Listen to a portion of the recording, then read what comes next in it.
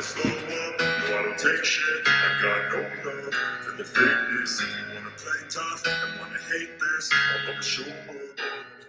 I don't ever slow up, no I don't take shit. I got no love for the fakeness. If you wanna play tough and wanna hate this, I'll always show up and make a statement. I don't ever slow up, no I don't take shit. I got no love for the fakeness. If you wanna play tough and wanna hate this, I'll always show up and make a statement. Everything I do so instinctive and so passionate. Every word I move so descriptive like an adjective. I got a vendetta against people who patented being negative when you should be getting after it.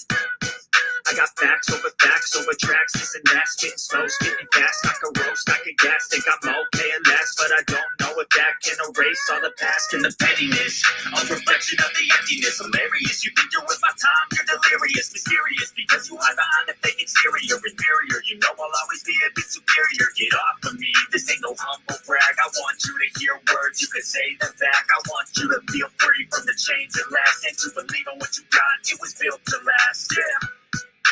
Now that I've been put through hell, I never got anyone's help. I had to do it all myself.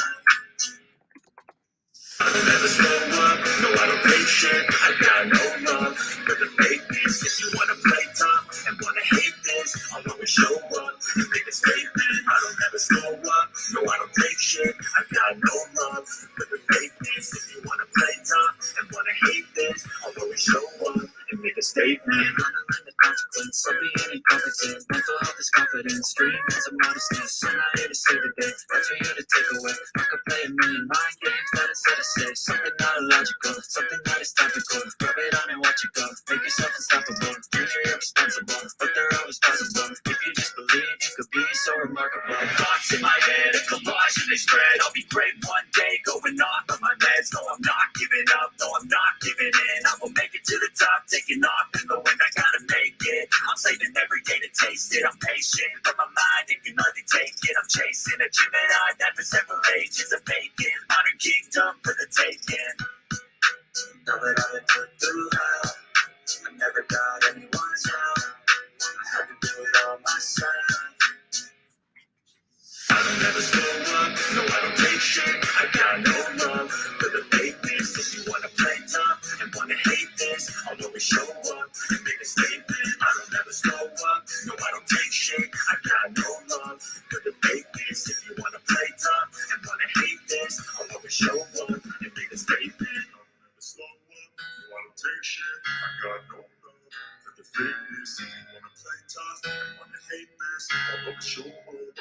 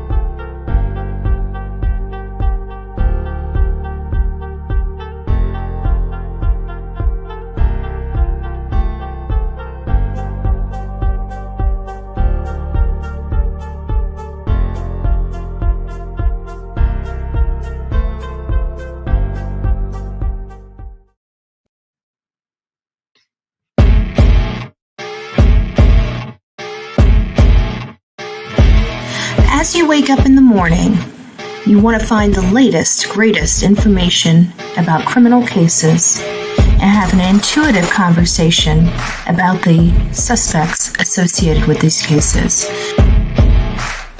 Head over to the Bullhorn Betty channel on YouTube.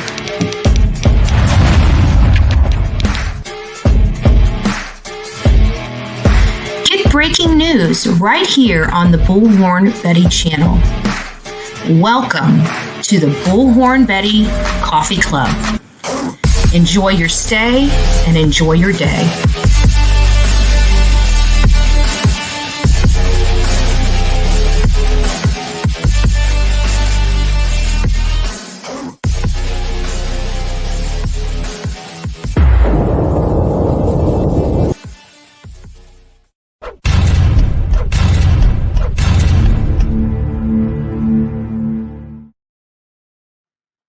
Good morning, everyone. Happy Friday. We are here. We are almost to the weekend. I'm so happy.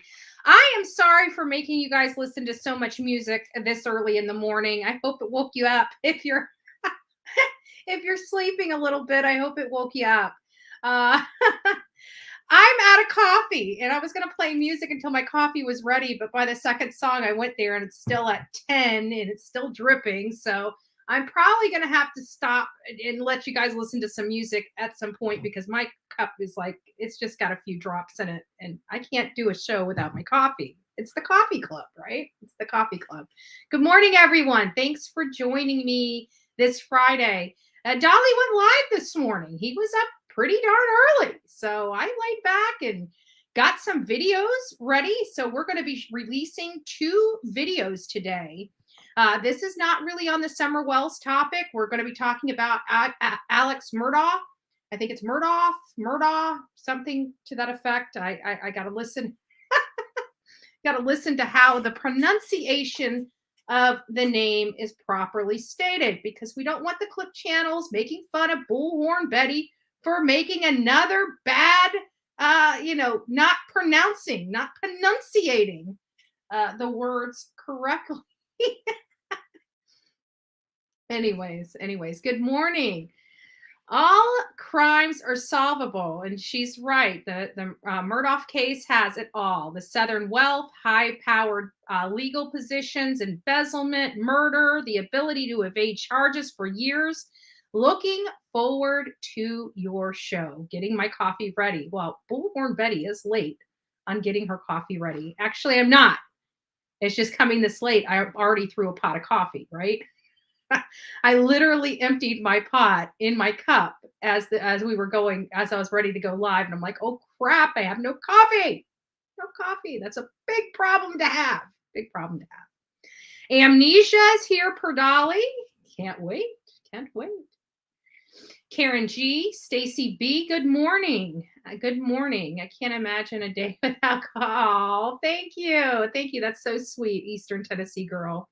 Good morning. I said Kim G. Stormy, you're here. I'm so sorry about yesterday. I saw you were one of the first people that were in here, but we didn't go. And then I moved it back another hour because JLR went live at the time as well.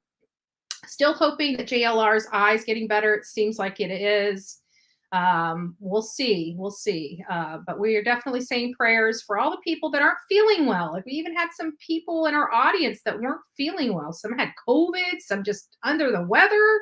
It's like, what is going on? It is summertime. It is summer vacay for many people. And we've got people down. So we got to make sure that we give them good vibes and healing vibes so they can feel better and get back to doing the summertime stuff that people love doing. Blue Jean Baby, nice to see you. Thank you for being here. Eastern Tennessee girl states that an ABC reporter that he shot his wife Maggie with a rifle and his 22-year-old son with a gun. Oof. I don't know how, I just don't get it. I don't get it. Even the exes, even the exes that were so vicious to me and horrible and treated me rotten. I don't wish death upon them. The people that, violated me when I was in my 20s, I don't wish death upon them.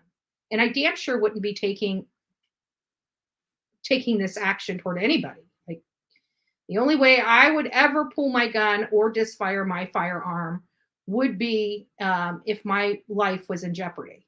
If my life was in jeopardy. And even though I have a concealed weapons permit, which I just got last year, by the way, I've never carried a gun on me. I've never felt the need or felt the threat. I mean, as the world gets a little crazier, that may change. I may pull a dolly where I have a bulletproof vest and a side piece. Who knows? I about fell over when he pulled that out of the back seat when we were on that ride with Cody Bigsby. Cody Bigsby, rather. Good morning, Amanda. It's nice to see you here. And it's nice to have you as well. I saw a lot of you guys over in Dolly's this morning, bright and early. You guys are expecting the coffee club and you get the turtle gang. We love the turtle gang. We love all the turtles. I have to be honest. We love all. And I'm officially a turtle, guys. I'm not lying. I'm officially a turtle by somebody out there in the land of kind people.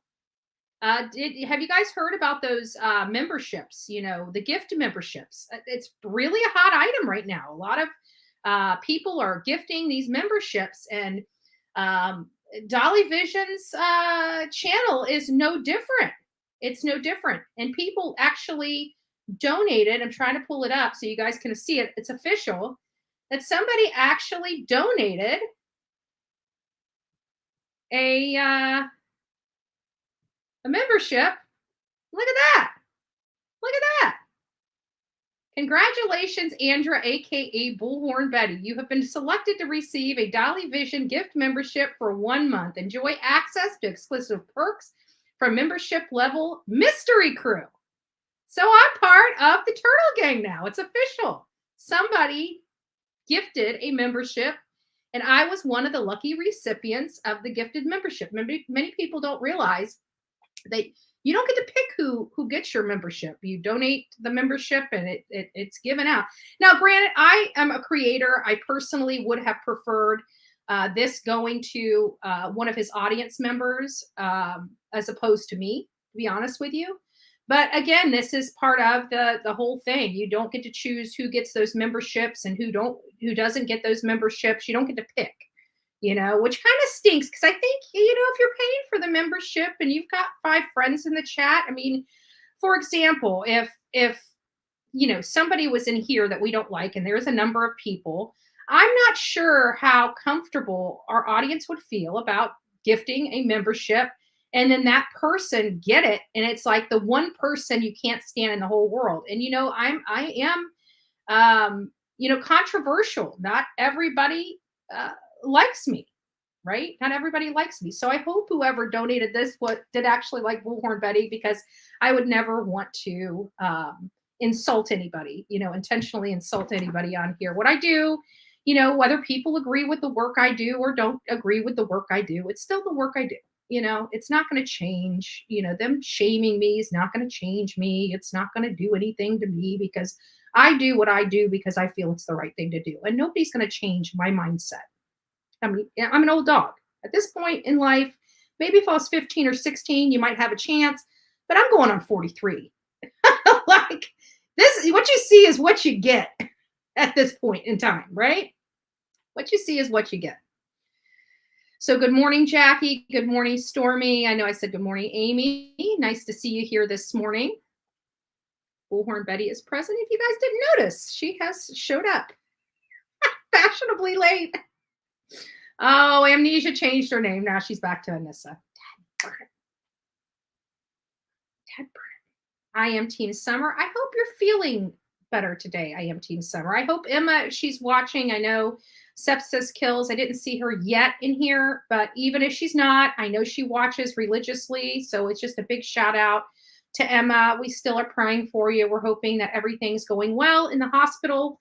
We're sorry you're going through all that you're going through, but we think of you often. We love you. We want the absolute best for you. Good morning, Munch. Nice to see you here. Nancy B, Stacy B. Bullhorn Betty B.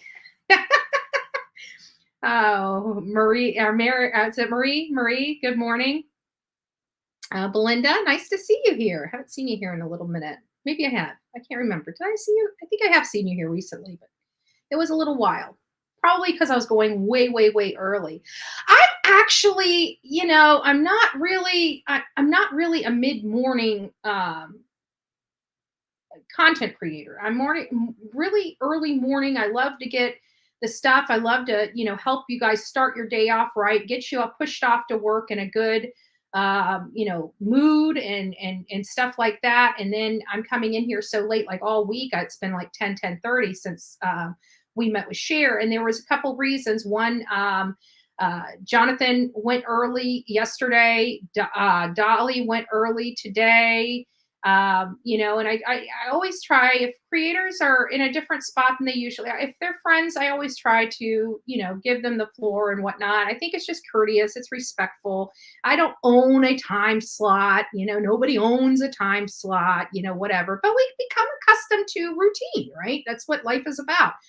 Constant routines. That's most of the most successful people have the same exact routine every single day. Very predictable people, And I think a lot of people are accustomed to routine. So we're kind of throwing the routine off, but it's been good because actually for me starting later in the day, it's giving me an opportunity to get video content prepared in the morning before we go live. Like I got both of my videos done for today. We're going to be talking about, and it's still related. I got to move off. I just wanted to I had some talking points with Cher and wanted to create more of an opinion piece for the talk that, what Don Wells was describing when he talked about who what he wanted to see happen to whoever may be responsible for Summer Wells. Cher and I went into that. If you guys missed it, go back and watch the live that where I interviewed Cher. Listen to Voices Behind the Walls about an interview she had with Don Wells on August 7th, 2021. And so we have that talk, and I thought he was always talking about himself, and it was kind of interesting because Cher thought he was talking about Candace. So we have some differing of opinions, so to speak. And so I got that. That'll be coming around 3:00 this afternoon. And then we've got, the statement that Don stated, in the same interview with Cher later in the afternoon. I didn't have it when I interviewed Cher, and I kind of kicked myself in the butt. And then I realized I did write the time down. I did. I just was looking at the wrong booklet because I have my notes, my notepad that I take my notes. Like I take the notes and stuff on this pad. And then all my, like videos and stuff that I need to do are on this one. So I have like a notebook and an action item book, if that makes sense, on what we're going to do. So I actually had it in the action item book, but not in the notes when I was talking to her. So I was able to find that in her interview and was able to find the clip in the Chris McDonough interview where he's talking to Mary on a recorded line, and it starts talking about what he saw in California. So I did a video on my commentary on those statements as well. And both of those will be coming out. The one talking about what he feels should happen to somebody that may have harmed Summer will be released at 3. And the one about a statement about the ST allegations and what he saw in California and things like that will be released this afternoon at 6. So be on the lookout for those. Don't forget to like this page. I know that we're kind of off Summer Wells and for this particular segment, but we're not really off Summer Wells' case. As I told you guys when we came back from Tennessee, I want to start utilizing Summer's Army to benefit other cases and bring exposure to other needs. And I still want to do that while maintaining our focus on Summer Wells. It's going to be, a balancing act because I know so many people are interested in the Summer Wells case, but we really do need to find, we don't want Summer this happening to Summer in vain. We want to make sure that we do something very special and honor her on a daily basis. And there's no other way that I can feel that we can honor Summer Wells and honor Summer's name than to take the foundation that we have built on Summer's Army and start utilizing it to help other children. And, you know, sometimes it's easy to gravitate toward those cases that are getting steam and really propelling into the social media realm. But we also need to be focusing on and looking at the children that are missing that didn't take off like a firework, you know, that isn't exploding, that isn't, you know, known or, you know, a favorite conversation, so to speak. I don't know if any of these will be favorite, but I don't know of a great word to use in that place that people like hearing about. I mean, Summer Wells has captivated us here and around the world, and she's still unsolved. We still don't know what happened, you know, fully. We all have our opinions. We've all speculated on what's happened to Summer Wells, but we've never really had closure with that case. It's almost making it hard to move on. So anyways, we are going to be throwing out a couple videos. Again, one's going to be released at 3, another one's going to be released at 6. I got great news. Guess what? Guess who is coming over today to spend the evening with moi and to go over some cases? Guess? Actually, I'm going to read your comments and then I'll let you guys guess. I'll let you guys can start throwing your guesses into the chat. Good morning, Graham. It just popped up, so I know I just missed a lot of people in here, but hopefully I got all you guys that were chatting in here earlier. But if I missed you, I apologize. Patty Ponytail, it's nice to see you. Is there any Baby Yoda? Nice to see you as well. I love it. I love it. Subterranean Truth Apparatus. I need coffee. I do too. I do too. Should I leave now before we go into who I'm seeing tonight? I need to go check on my coffee. Tattoos, thrifting, and coffee. Nice to see you here this morning. Good morning, cotton candy boobs. My favorite kind of boobs in the world is cotton candy. Oh, poor thing. Poor thing. We want you to feel better. We want you to feel better. Oh, and she gave me a sticker too. I didn't even see that. It was because I was talking about your boobs, wasn't it?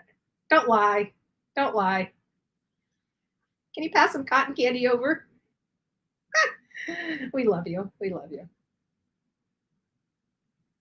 Yeah, economy's not good, so people are cutting back on vacations. Are you kidding me? I'm cutting back on trip going. Like, I'm looking at the bank account and just like, you know, I've got some stuff that we're going up to. I mean, to be honest with you, I've got a tiny little getaway with friends and family that I'm going on. Then I've got a SAS Student Action Summit in Tampa that I'm going to in July. Then the beginning of August, I'm going to Mississippi. Then I got to rush back here and I have another family event. We're going out to the beach house, you know, in the middle of August. And that's right when Jason Sternquist is supposed to be going for his arraignment. And, you know, people may be coming in from all over the country, some creators that are coming in to help support, you know, Doug. Show their support and love. And so we're hopeful for that. A couple of the girls are talking about doing something in Doug's honor, whether it's cleaning his house or mowing his yard or doing something to really help him and his family, you know. So I got a lot of stuff going on, you know, and these gas prices, I'm telling you, like, even I've got to drive everywhere, you know, because the gas prices are so high that I can't take planes. The fee for planes and rental cars right now are through the roof. It's making it almost next to impossible. And I think this is the hardest part right now, is because we are in summer vacation. So there are people moving about. You know, you have the supply and demand issue with cars, with, you know, flights and things like that, which are, again, causing extra costs for the other people that really want to travel because of the supply and demand. So, Trudy, nice to see you. Wild Still, nice to see you. Stephanie, Michelle, good morning. Joe, nice to see you. World Peas, nice to see you as well. Who else am I missing? I said hi to Graham. Sorry, I'm just kind of Christina. Nice to see you. Little Dub, I see you here. Oh, yeah. I saw you say sepsis, Karen. I thought, oh, sepsis is in here, but she's not. I don't see her. Tammy, it's nice to see you. Angel. Who else do we have? I know I'm getting close to the bottom here. So hopefully we got everybody called in and you guys were all present. You guys are already. Yeah. Karen, you are wrong. It's Olivia. Olivia's coming here. And actually, before we started the live, she sends me a menu and she's like, do you like Cuban food? I'm like, yeah, I do. Yum. So she sends me a menu and she's like, pick what you want. So what did I pick? This is what I'm picking for dinner tonight. I wanted to share that with you. Not that you guys need to know what I'm eating, but where is it? It is the pork. It's the pork roast, Cuban style marinated pork roast topped with grilled onions in your choice of side. Doesn't that sound good? I'm already thinking of food for tonight. She's already got an order. It's going to be delivered here at 6 p.m. tonight. It's going to be delivered. So let's see. Let's see what Stormy has to say. I believe they will charge Murdaugh with the death of the housekeeper as well. Yeah, because they exhumed the body. We need to go over this, guys. Like, this case is like mind-blowing. It's got all the saucy stuff in it. Like, seriously, it's sad that there's been so many people in and around this family that have lost their lives. But I have to tell you, this has the prestige, the glitz, the glamour, the power, the family name, which is huge, and then you got murder, right? And it's not just him. Like, his son took his boat out and got into a boat accident that lost one girl's life. And I think that boat accident would have, because if I'm understanding it, he was underage and in his dad's boat, and his dad would have most likely been financially responsible for that. But his father was embezzling a crap ton of money. And this was going to turn that all on its head, because in a civil suit, you can go after those financial records. You absolutely, in discovery, can find out what those people are worth, how much they are. You can get in their finances. You can get court orders for all of that in the discovery process on a civil suit if you just don't, agree to the terms. So, for example, if the parents came and sued the family for $1 million, if he didn't just say, fine, I digress, here's $1 million, we're settled, they will, and he tries to fight it, they have to go to court in that court hearing. So I really think that this boat accident that his son had, that one of his son's friends lost their life in, I think really is what turned this whole scheme on its head and caused all these extra things to happen, including the housekeeper. The housekeeper is that part of the case is so crazy and so wild that this guy truly believed that he was going to get away with this is amazing. And he did. They weren't none the wiser. He did get away with it. And then he sues himself and then steals the lady's money. And then all of a sudden, his kids, and I'm pretty sure they exhumed the housekeeper's body. But just this case just has it all. It is mind blowing. It is just, to me, mind blowing.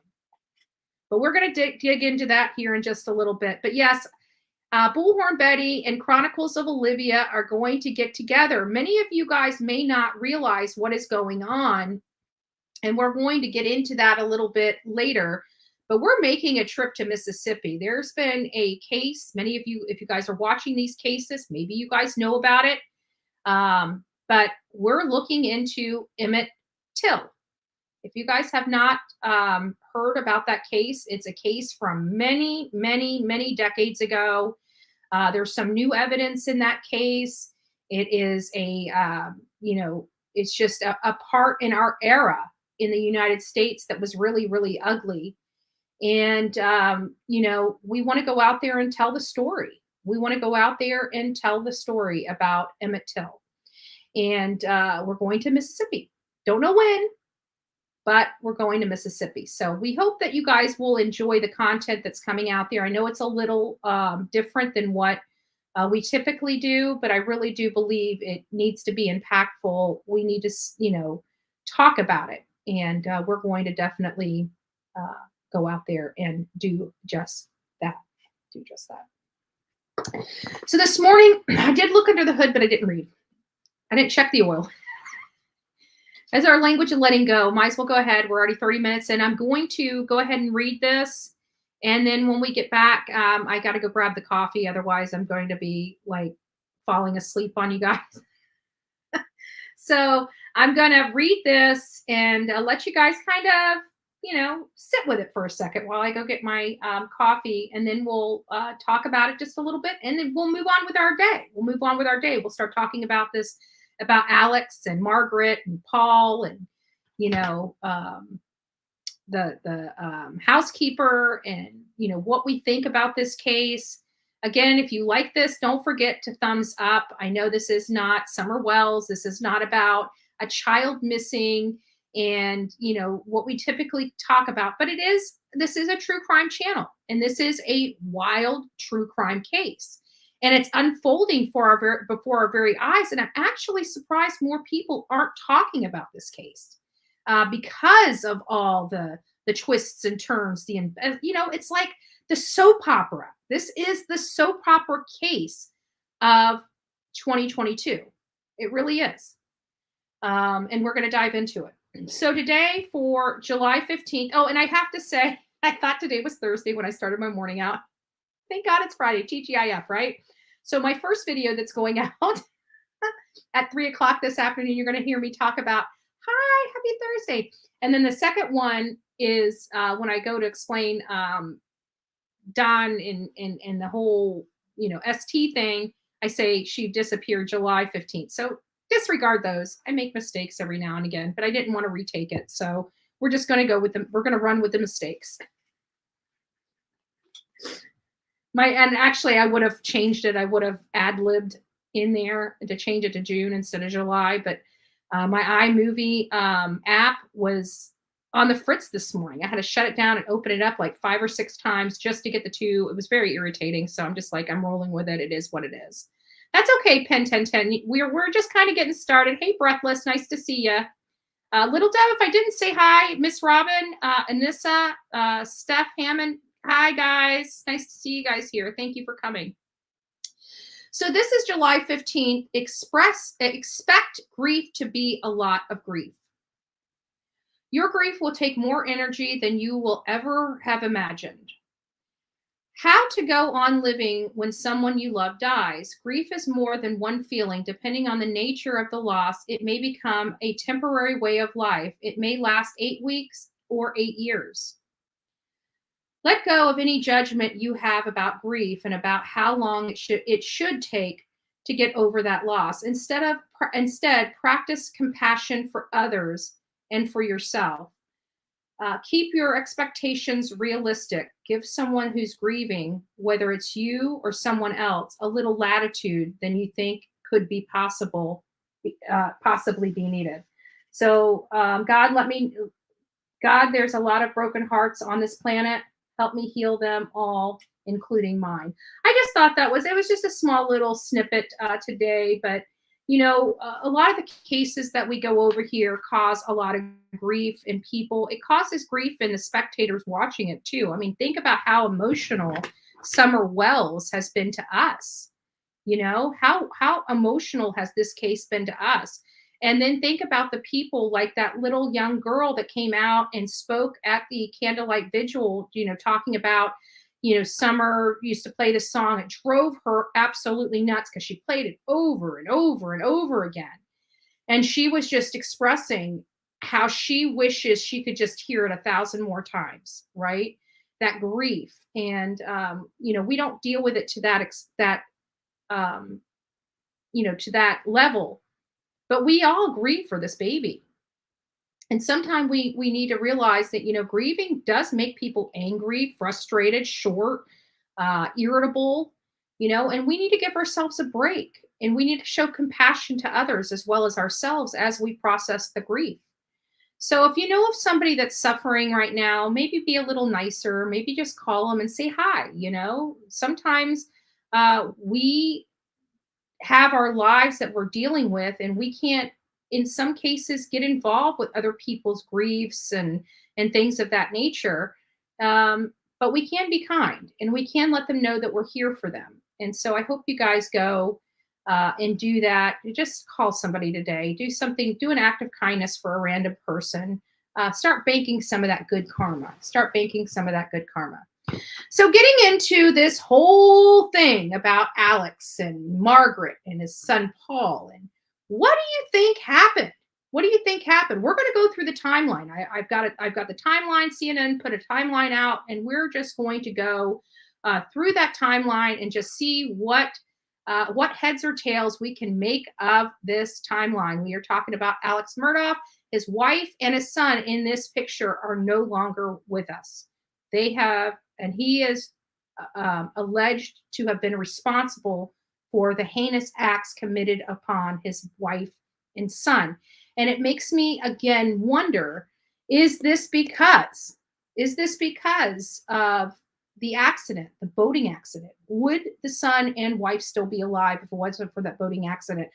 I am going to put this back up, and we're going to listen to I got to figure out we'll do Good Day. I'm going to let that play all the way through, and then I'll be back. I got to get my coffee. I'm going to die without coffee.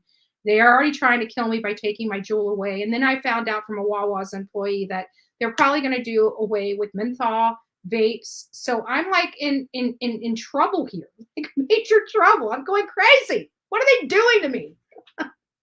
All right, guys, I'm going to play you guys a song. We'll do, I don't have that on here for some reason. Let's see which one I want to do. We'll do this one. Why not? Hopefully it's clean.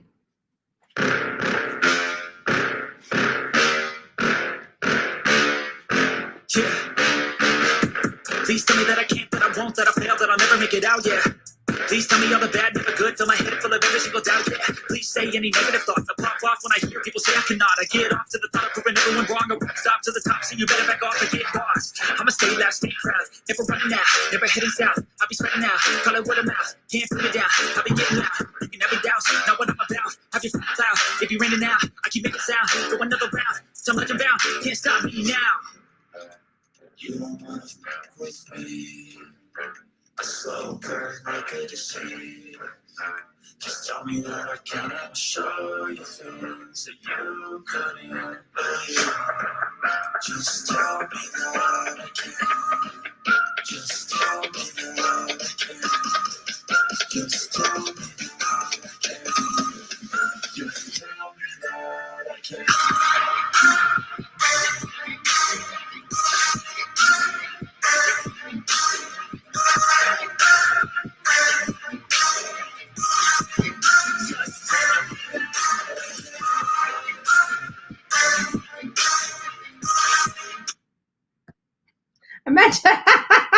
I meant to try to, volume it down like gradually, because I wasn't really feeling that song today. I don't know why I picked it. I go through these, if you guys notice, like when I go through, I don't like the cussing in them, but sometimes it's the music, because I go by the lyrics. I like lyrics with a message, and a positive message, like if you notice that this, like a good day, it's going to be a good day that has a positive message. This morning that I made the statement, it had a couple cuss words in it, but for the most part, it was, a positive message if you listen to the lyrics. So I try to find the ones with either a smart ass message or a truthful one. So anyways, without further ado, let me get this all geared up, and we'll get started on our conversation related to Alex. So I'm just going to read this article, and then we're going to go through. I think this is the one with the timeline. If not, then I'll go back and find the one with the timeline, and we'll go through the timeline on this because it's very interesting. So the fall of the prominent Murdaugh family, a timeline of deaths, alleged embezzlement, and an insurance scam. Like, this guy had it all. He had an opportunity to have everything in his entire life just given to him. And this is the crazy thing about, drugs and alcohol. Addiction doesn't matter if you're the richest person in the world or the poorest person in the world. And this guy here apparently had some type of addiction, and they still have not yet said, and maybe some of you guys have heard through the grapevine, but I have not read anything where they say specifically what substances was he on for him to do all of this. Apparently, he was spending a boatload of money on substances other than alcohol. And I'm curious about that. But this man was born into one of the wealthiest family, one of the most prominent families in his community. And this is the garbage that they get. Now he has stained the family name. He has stained the family legacy. It is just horrible what this man has done, not even to his victims, which some of his victims are his own flipping family. His own son. Insanity. Pain pill addiction. Well, usually some of those pain pill addiction go over to the shooting up and all that other, nonsense, with the H and, the anols. Put the fent in front of it. The anols. Probably pills and coke. Yeah, something was going on with this man. So for 87 years, listen to this. So they're giving us a backstory. So for 87 years, the Murdaugh family name came to represent a legal dynasty in coastal South Carolina, where 3 consecutive generations controlled the local prosecutor's office. Think about that. A criminal being associated with family of the prosecuting office, right? That is insane. Just that first sentence. Like, how long did they pass on his misconduct before they couldn't look away any longer? How much other stuff did he get away with that we will never know about? His own family, generations, 3 consecutive generations of controlling the local prosecutor's office. And it's very telling that that is CNN's very first sentence, because clearly CNN, when writing this, must have believed that he was not getting a fair shake at some point, right? For that to be the very first sentence out of the gate, consecutive generations that controlled the prosecutor's office, as if, he has not been brought to justice many times, potentially because of that. It's interesting. But now the family has been closely connected to a bloody tragedy, allegations of embezzlement, and a bizarre murder-for-hire plot to score millions in life insurance. Telling you guys, this has all the hallmarks of a, drama movie. We pay big money, big bucks to have this play out on a big screen, and here it is playing out in real life. Grab your popcorn. The latest blow to the family's name came this week as Alex Murdaugh was indicted on charges of murder for killing, for the killing 2021 killing, murder for the 2021 killing of his wife and son.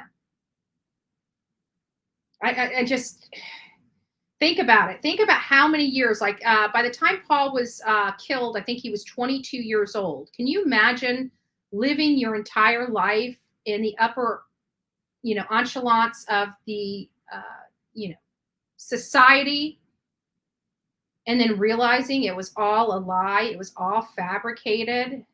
There's a Netflix about it. Yeah. Yeah, it was OxyContin. I hope it didn't just kill my live my monetization for reading that out loud. Who knows?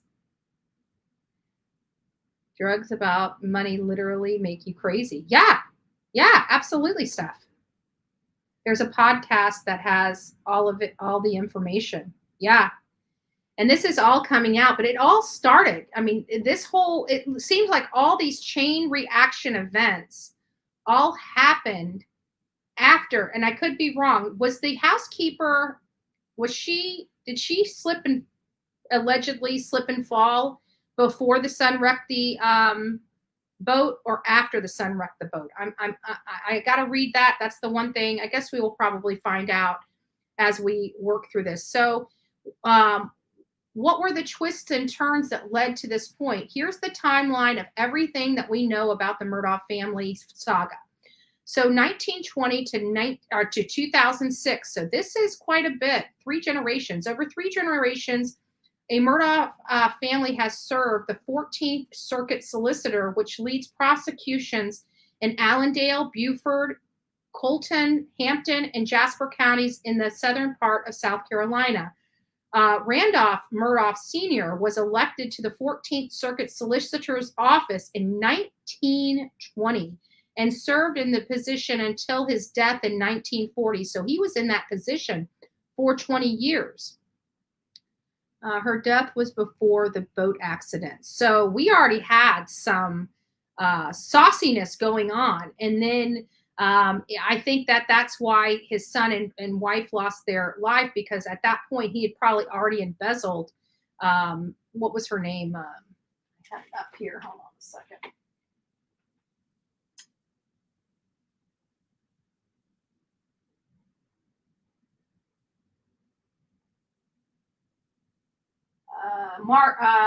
Gloria Satterfield, right?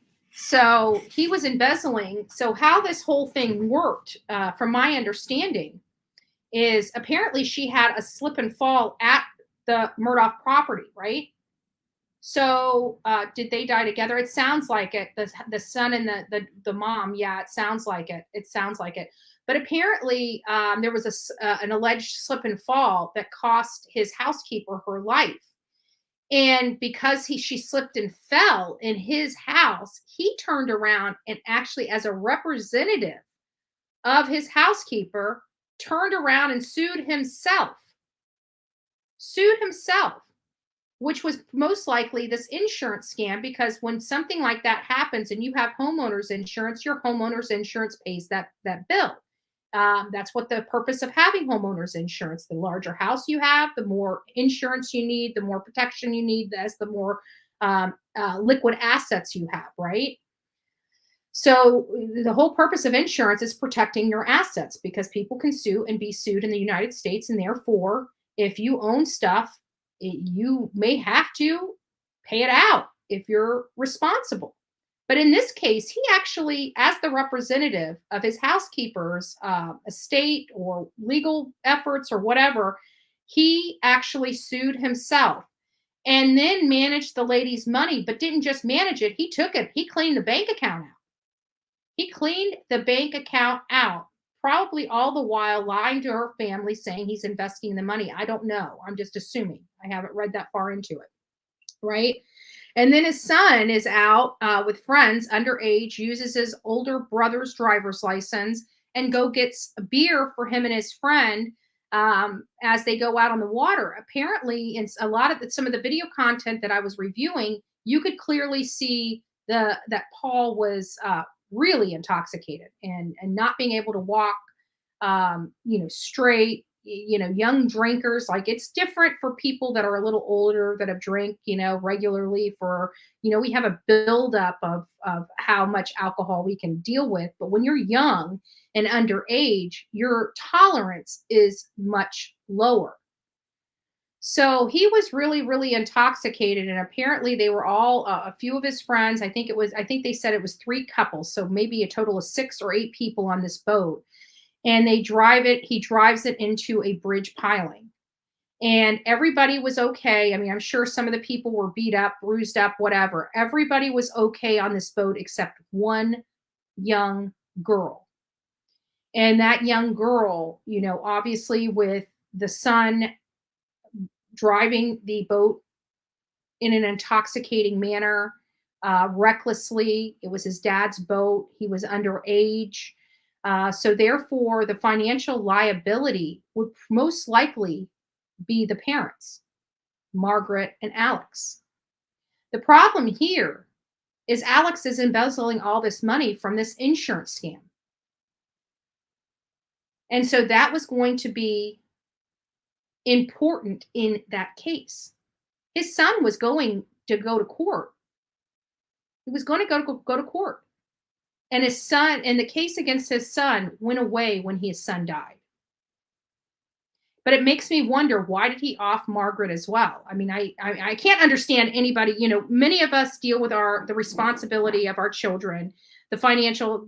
I've known parents that have had everything in the world, the money, everything, and their child drives drunk and injures another person, and they lose everything trying to keep their kid out of jail, paying off the other family. Literally went from the rich house to the poor house over their child.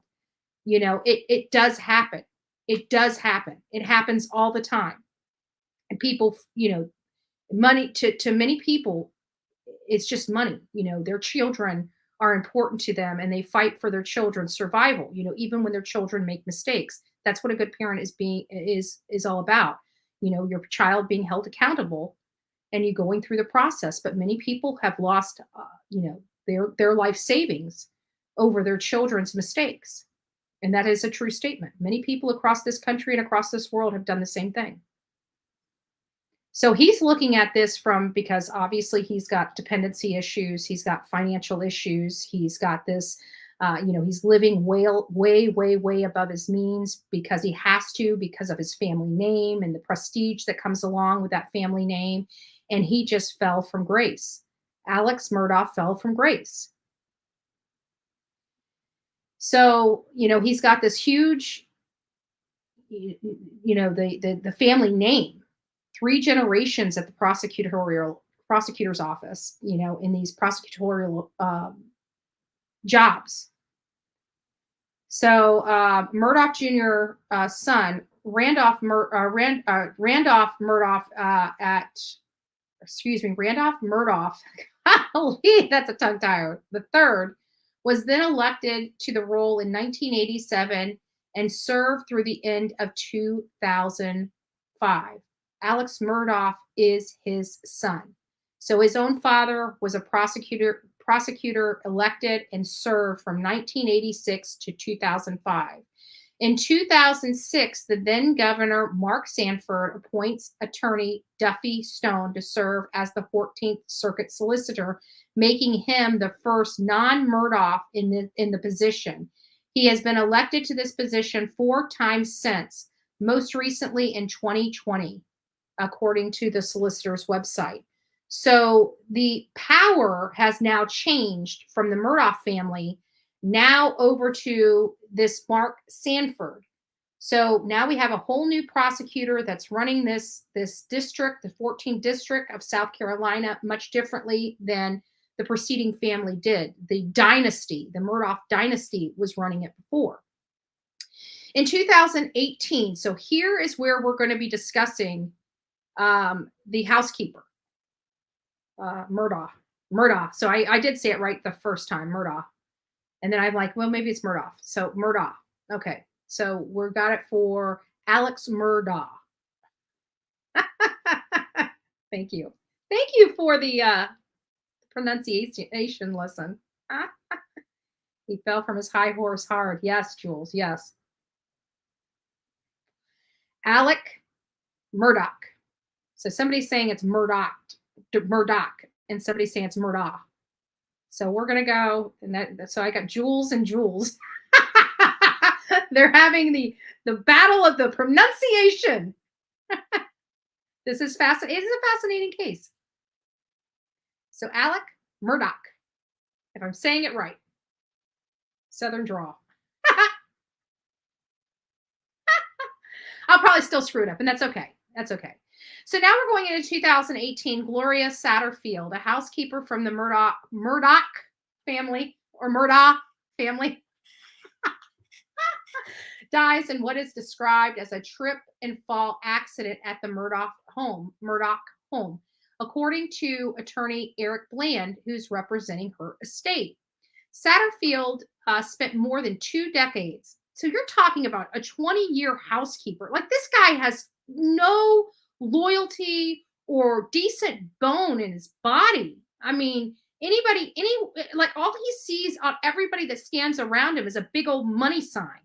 And how can he extract money from them? Wow, this guy is sick.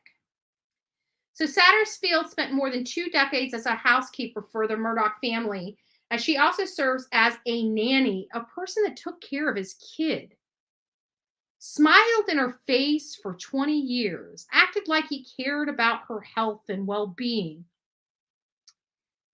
And just for the setup.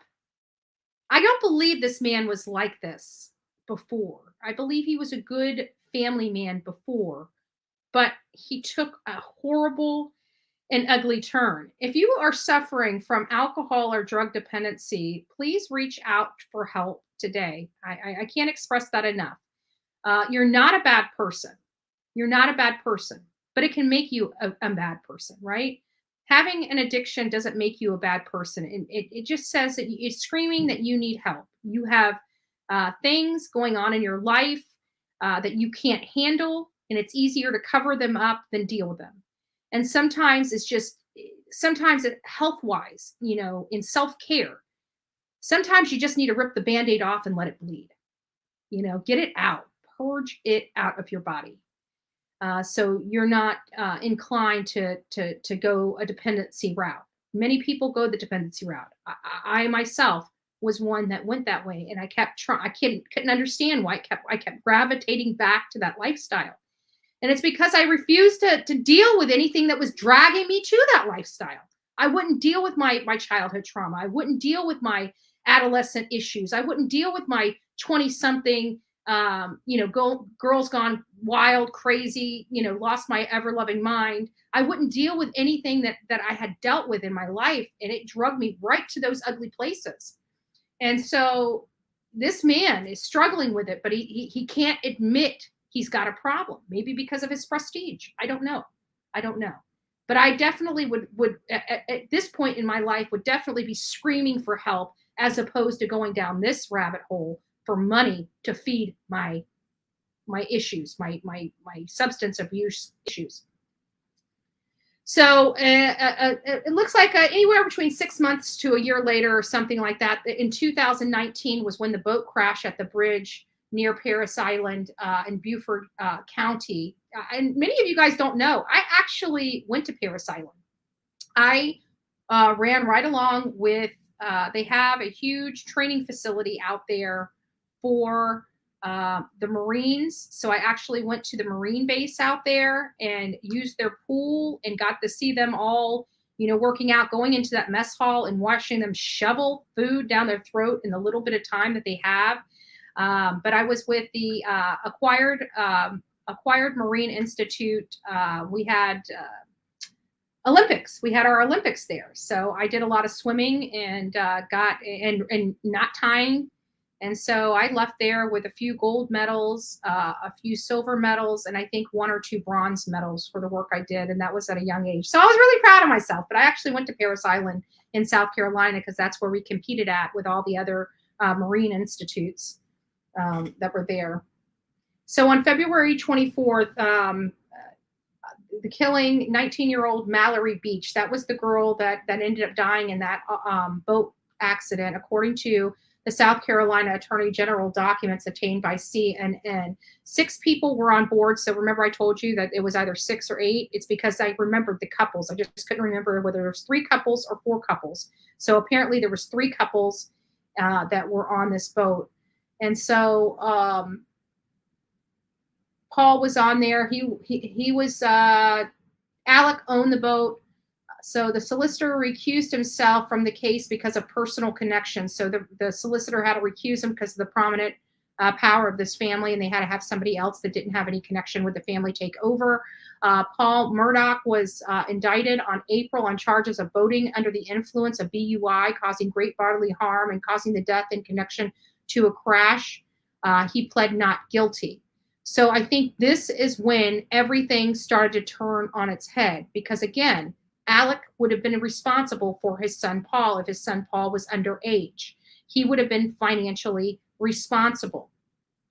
So on June 7th, Alex Murdaugh, 53, calls 911 and reports his. So we went from 2019, when his son crashed the boat on February 24th, to now a little over a year and a few months later. So I'm assuming, because I read in reports that his son case went away upon his death, which means the case was still being adjudicated in court.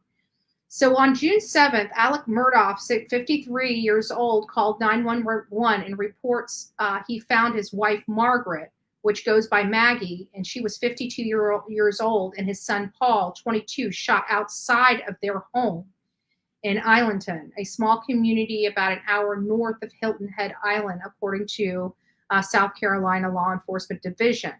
Randolph Murdaugh III dies peacefully at his home, which is just a few days later, and again makes people speculate. And I almost forgot about the grandfather, Alex's dad, right?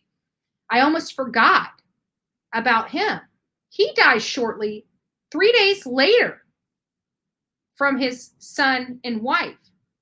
And they're saying he dies peacefully in his home.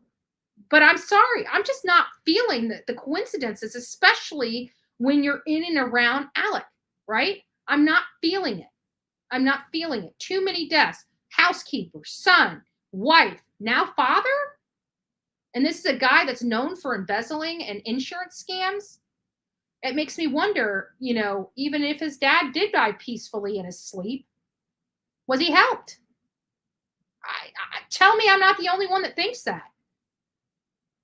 Put a 1 in the chat box if you believe that there is an inkling of possibility that this animal did something to his own father.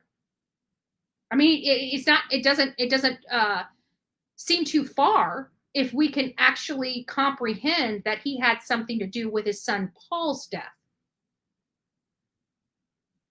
Yeah. Okay, so I'm not alone in that. I'm not alone. It just seems too odd to me. The third, his wife and son, and then 3 days later, his own father. I told you last night I didn't feel the father's death was a coincidence. You didn't. You're right. You're right. By the way, I probably wouldn't be talking. There's 2 reasons why I'm talking about this case today. Is because I love my therapist, White Rabbit, right? I love her to death. She's my sister from another mister. And she needed a change, right? And not only that, but Robin and Anissa and myself have been sitting there chit-chatting about this. And I was diving into this yesterday just to look into the case. And this was very, very interesting. Was his father his alibi? Good question, Brittany. Good question.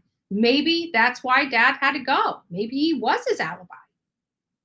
Maybe he was. Maybe his father came to him and said, I know it was you.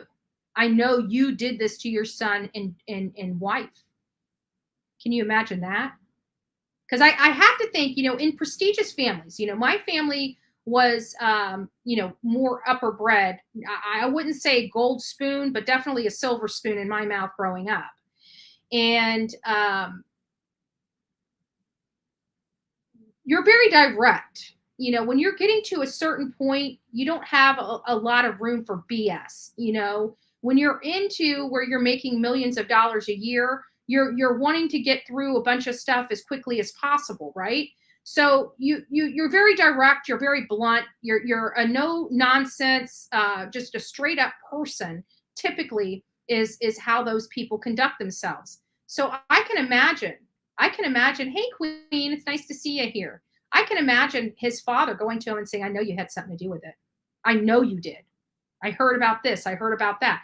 Fathers, and especially families and fathers and mothers, like my mom, if I do something wrong, she will call me and say, listen, right?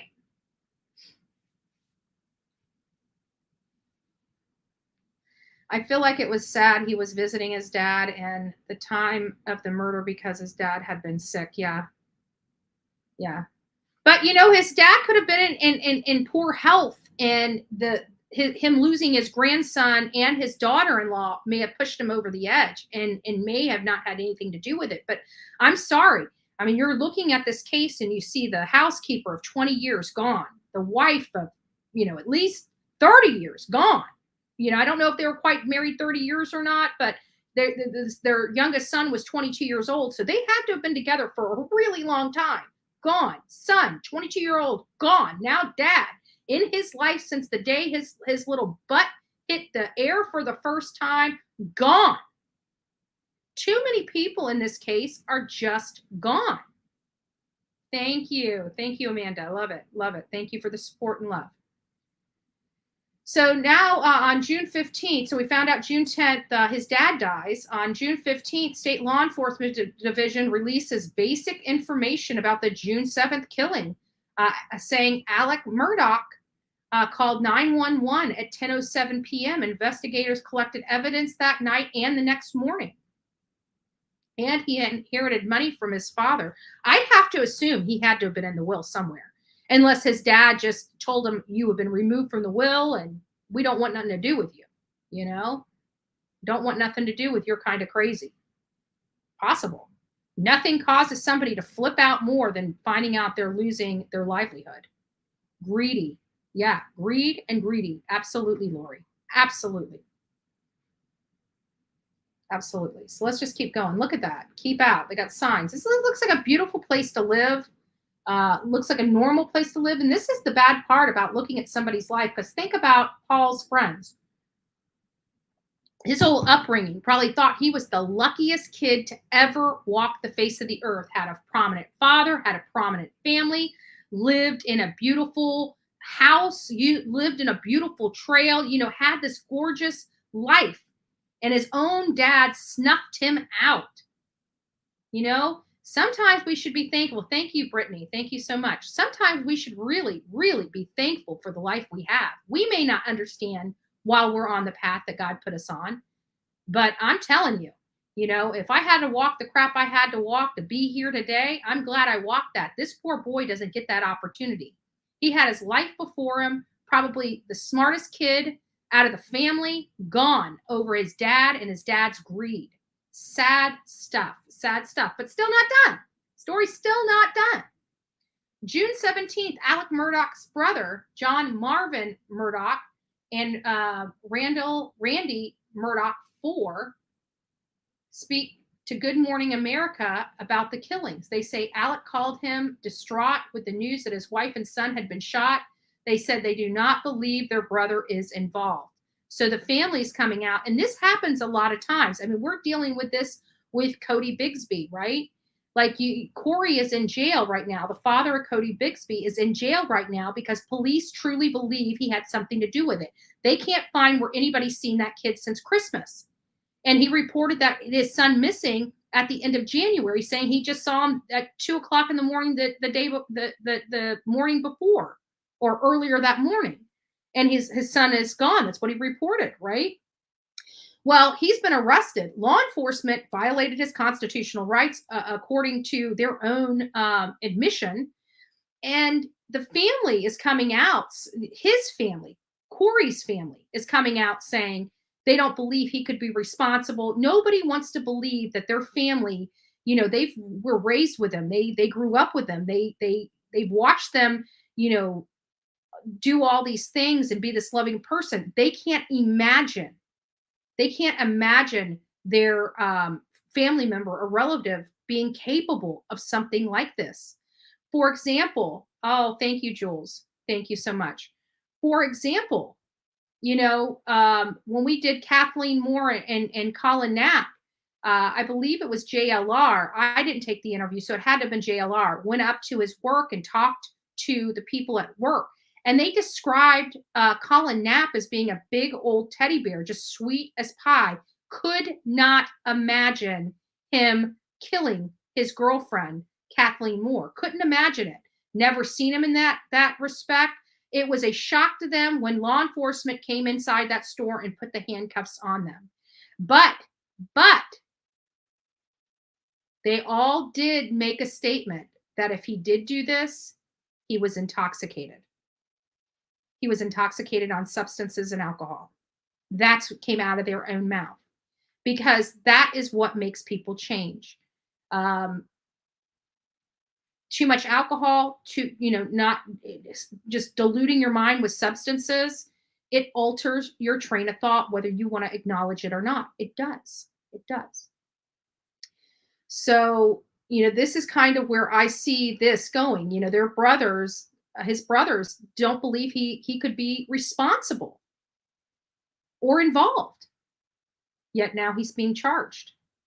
On June 22nd, State Law Enforcement Division reopens an investigation into the unsolved death of 19-year-old Stephen Smith, whose body was found on the road in 2015 in Hampton County. The agency says the probe is being reopened based on information gathered while investigating the deaths of Maggie and Paul. Yet another person.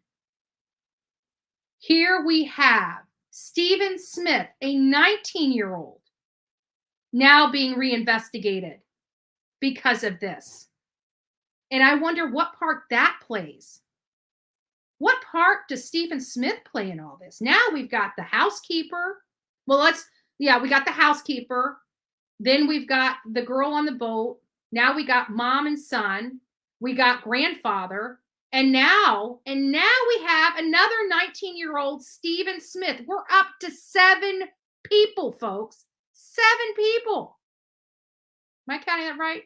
So we got housekeeper, boat victim, beach girl, mom, son, grandfather, 6 people, and Stephen Smith. 6 people. 6 people in a matter of 2 years around this man that are no longer here. Wow. Mind blowing. Mine has been blown. Let me read this again. On June 22nd, 2021, State Law Enforcement Division reopens an investigation into an unsolved death of 19-year-old Stephen Smith, whose body was found on the road in 2015 in Hampton County. The agency says the probe is being reopened based on information gathered while investigating the death of Alex's wife and son. Crazy. Smith was a gay man and also a friend of this son, Buster. Wow. So now we're getting down, June 25th, Alec and his son, Buster, announced a $100,000 reward for information leading to the conviction and the person responsible for killing the mom and the brother, Maggie and Paul. On July 22nd, the State Law Enforcement Division released redacted audio of Alex Murdaugh's 911 call the night of the killing. In the audio, a distraught Murdaugh advises dispatch that his wife and son have been shot and on the ground and are not breathing. We need to get that clip. I did hear it. I just don't remember where I heard it at. Maybe I'll play the video at the beginning of it. Might have that information. We'll see what this does have.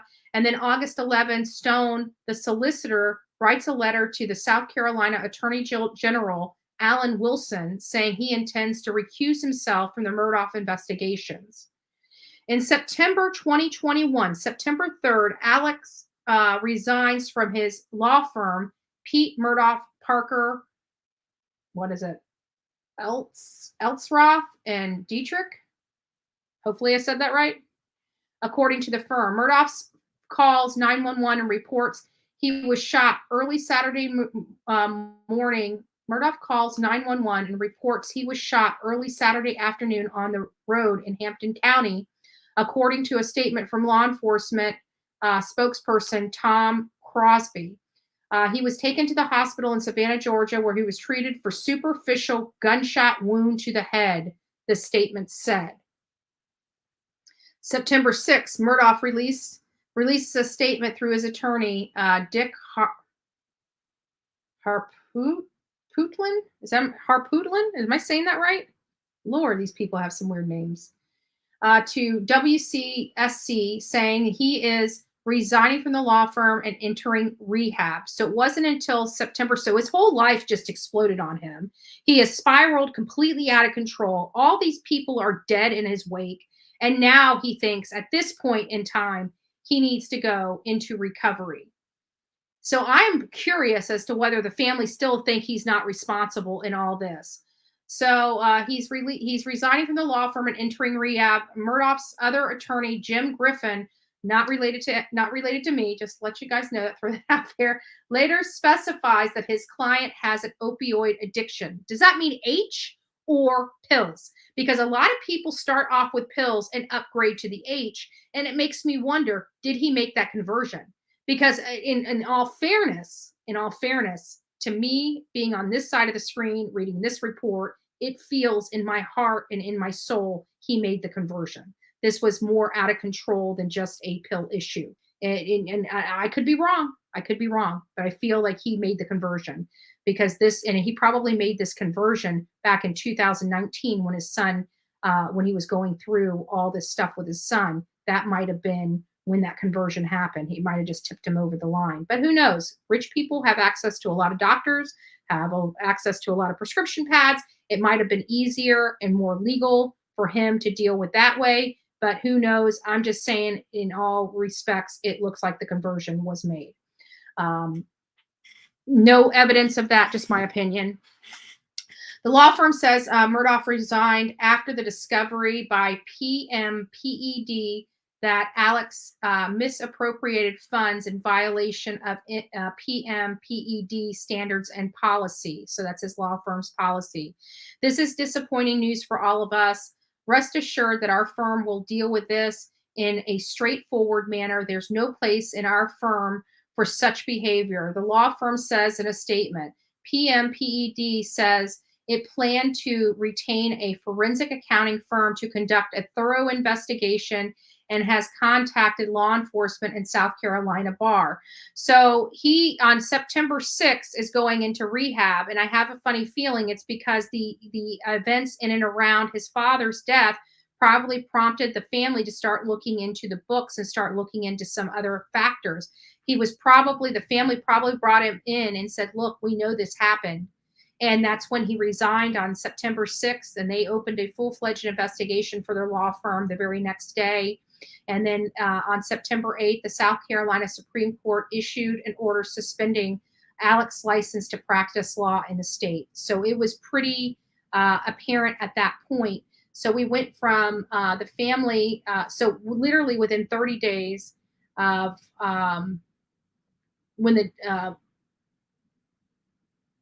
when Maggie and Paul were killed, from June 7th, 30 days later to September 6th, all these other things. So literally it was the death of his family that really exposed and broke this case wide open, in my opinion. Without them meeting their demise, we would probably still be sitting here to this day, none the wiser.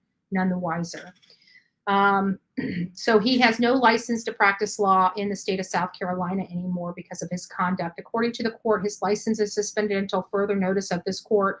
The 14th Circuit Solicitor's Office also confirmed to CNN that Murdaugh was stripped of his privilege of prosecuting cases even as a volunteer. September 10th, the family spokesperson issued a statement about Alex Murdaugh's shooting that indicates the injury was more serious than a superficial wound. After the shooting, Alex had an entry and exit wound in his skull that fractured it and is not self-inflicted bullet wound, according to the statement. The spokesperson also added more details about what led up to the incident. Alex pulled over after seeing a low tire indicator. A male driving a blue pickup asked him if he had car trouble. As soon as Alex replied, he was shot. the statement said. Was that a setup? Was that a setup? I keep wondering about that. Or did somebody in the family know? Was it a hit from his own family? Saying we've heard about that before. You're tarnishing the family's name. Could that be? Could it really be just like that? I don't know. September 13th, the State Law Enforcement Division releases a statement announcing it has opened an investigation into Alec based upon allegations of misappropriated funds in connection with his position as a former lawyer for PMPED law firm in Hampton, South Carolina. September 14th, court documents reveal Alec arranged a former client to kill him so that his surviving son could collect life insurance payout of $10 million. So they're alleging that guy driving by most likely was paid by this very guy, Alec. Andrew, he hired him. Who hired him? What am I missing, Anissa? Let me go back here and read. I actually tried to tie it to another person that had murdered someone else in the area, but since he's been indicated, that must have fallen through. Gotcha. When it became hard to get pills, many went to, yep, that's exactly it. He had a doctor in his pocket, but they're right. Could have moved up a level. Yeah, I think he may have, because it seems like something took a hold of him more so than normal in this particular case, and it makes me wonder if it was age. After being notified of pending charges, Alec's brother John Murdaugh told the Hampton County Guardian that from day one, we all have wanted all we've wanted is the truth. We seek justice and want the truth. Yeah.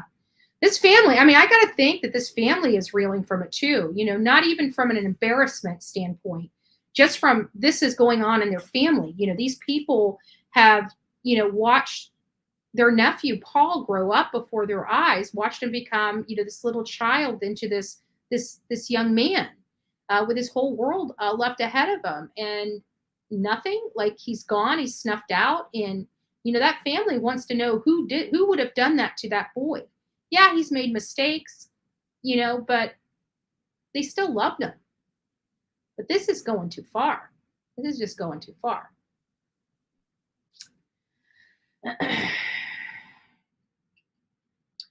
Curtis Edward Smith, 61, who allegedly shot Murdaugh, was charged with assisted suicide, assault, battery of a high and aggressive nature, pointing and presenting firearm, insurance fraud, and conspiracy to commit insurance fraud, according to the state. So it sounds like that guy flipped. That guy's going to be a state witness. Curtis Edward Smith. I guarantee he's going to be a state witness. He's probably going to get reduced sentence of some type of privilege for speaking the truth about what Alec asked him to do. So, and then September 15th, the state law enforcement announces opening a criminal investigation into the February 2008 death of Gloria Satterfield, a housekeeper for the Murdaugh family, and the handling of her estate. On September 6th, like everything from the time his wife and son are killed, everything starts to unravel for this man. Everything is coming to light. They're most likely they're looking into the 2015 case now of his son's friend. Now they're looking into his housekeeper. They've already looked into him with his son and his wife. So all these things are starting to, what if he is a closet mass murderer? Look at his face. He doesn't even he looks dead in his eyes. His soul is gone. His soul is gone. He sold his soul to the devil. When you look at photos like this photo, and then you have this photo here, where's the one of him? That photo. He looks alive. They look happy. His eyes have life. His eyes, all of their eyes have life. And then you go to this picture here, and it's hollow. He has nothing. He has nothing. Sad. So we got that according to reports. So then September 22nd, a survivor of the 2019 boat crash involving Alex Murdaugh's son Paul filed suit against the former attorney, claiming Murdaugh attempted to orchestrate a campaign of falsely blaming Connor Cook for the boat crash that left one person dead. Cook filed a lawsuit that alleged that Alex should be aware that his underage son had alcohol issues and should not have been allowed to use his boat. The lawsuit claims that Alex was negligent in his actions and that he intentionally inflicted emotional distress on Cook. So he was going to be getting sued. And I have a funny feeling the Beach family was probably going to be suing him as well if they had not already. September 26th, the law firm he worked where Alec was once a partner claims that he lied and stole from them. We are shocked and dismayed to learn that Alec violated our principle and core of code of ethics. He lied, he stole from us. PMPED said in a statement on their website. They said no member of the firm was aware of Alec's scheme or drug addiction, acknowledged by his attorney in an interview previously obtained by NBC. The firm also said it still has lots of questions about Alex and what has recently come to light, and vow to continue to assist law enforcement. So they're finding out this man, stole, and where part of it came from is this lady right here. There's Gloria Satterfield. This is Gloria Satterfield, and she was killed inside their home, and Alec represented her in suing himself. Sued himself. And then when he had the money, he took all the money. So he extorted the money out of his own insurance company and conned this family into letting him run with the case because they trusted him. She was a housekeeper of theirs for 20 years. They never thought in a million years that he could potentially ever be in cahoots or associated with her death. Watch ID. Buster and Stephen were suspected to have hidden relationship, and Stephen was hit in the head with a baseball bat from a moving car. Oh my God. Makes you wonder. Did Daddy not like the fact that his son was leaning that way? That's pretty despicable. September 28th, the children of Gloria Satterfield, the housekeeper of the Murdaugh family who died in 2008, filed a motion for Alex Murdaugh's arrest and detention until the money he allegedly embezzled from her estate is returned. After Satterfield died, a $500,000 wrongful death claim filed against Murdaugh on behalf of her estate, Bland told CNN. The estate had not received any of the money owed as a result of the 2008 civil suit, according to attorney Eric Bland, who was representing her estate. In October 2021, October 6th, the law firm that he originally worked at is also suing Alex Murdaugh for recovery of funds he allegedly stole from their client for his personal use.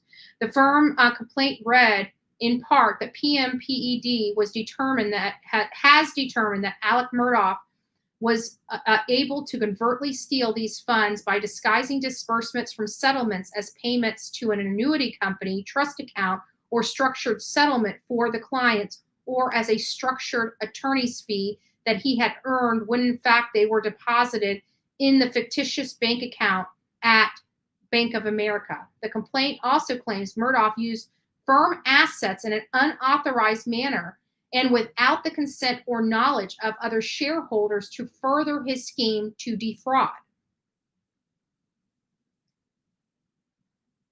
After being released from drug rehab, Alec is arrested in Orlando, Florida, my backyard. This came straight to us from Florida. All the crazies seem to come here to the state of Florida. Maybe that's why I'm here. They are now telling about Gloria. One of them, Paul or Alex, did it. Wow. I believe that Alex, I don't think could it have been a family affair? I don't know, man. I don't know. So he's He was arrested in Orlando, Florida on suspicious of misappropriating settlement funds in connection with the 2018 death of his family's longtime housekeeper. He was charged with 2 felony counts of obtaining property by false pretenses, the South Carolina Law Enforcement Division said. On October 15th, Alex Murdaugh waives extradition hearing in Florida, according to Orange County Correction Officer, and is returned to South Carolina a day later and faces charges of the misappropriation of settlement funds. The waiver of extradition provided Orange County Corrections. He waives the issuance of the warrant and all procedures incidental and to extradition proceeding, and agrees to remain in custody without bail. On October 16th, a pair of affidavits are released that allege Alex coordinated with the family of Gloria Satterfield, his former housekeeper, to sue himself for insurance money that he then pocketed for himself. So he actually conspired with Satterfield's family. Maybe they didn't realize that's what they were doing. Maybe, a lot of people are ignorant to the law. And when you have somebody that's, that's telling you, he's an attorney and he's saying, no, this is how we need to do it. This is above board. This is the legal process. This is the legal way. And you've been around this man for 20 some years. You're going to listen to his advice because he's a trusted confidant.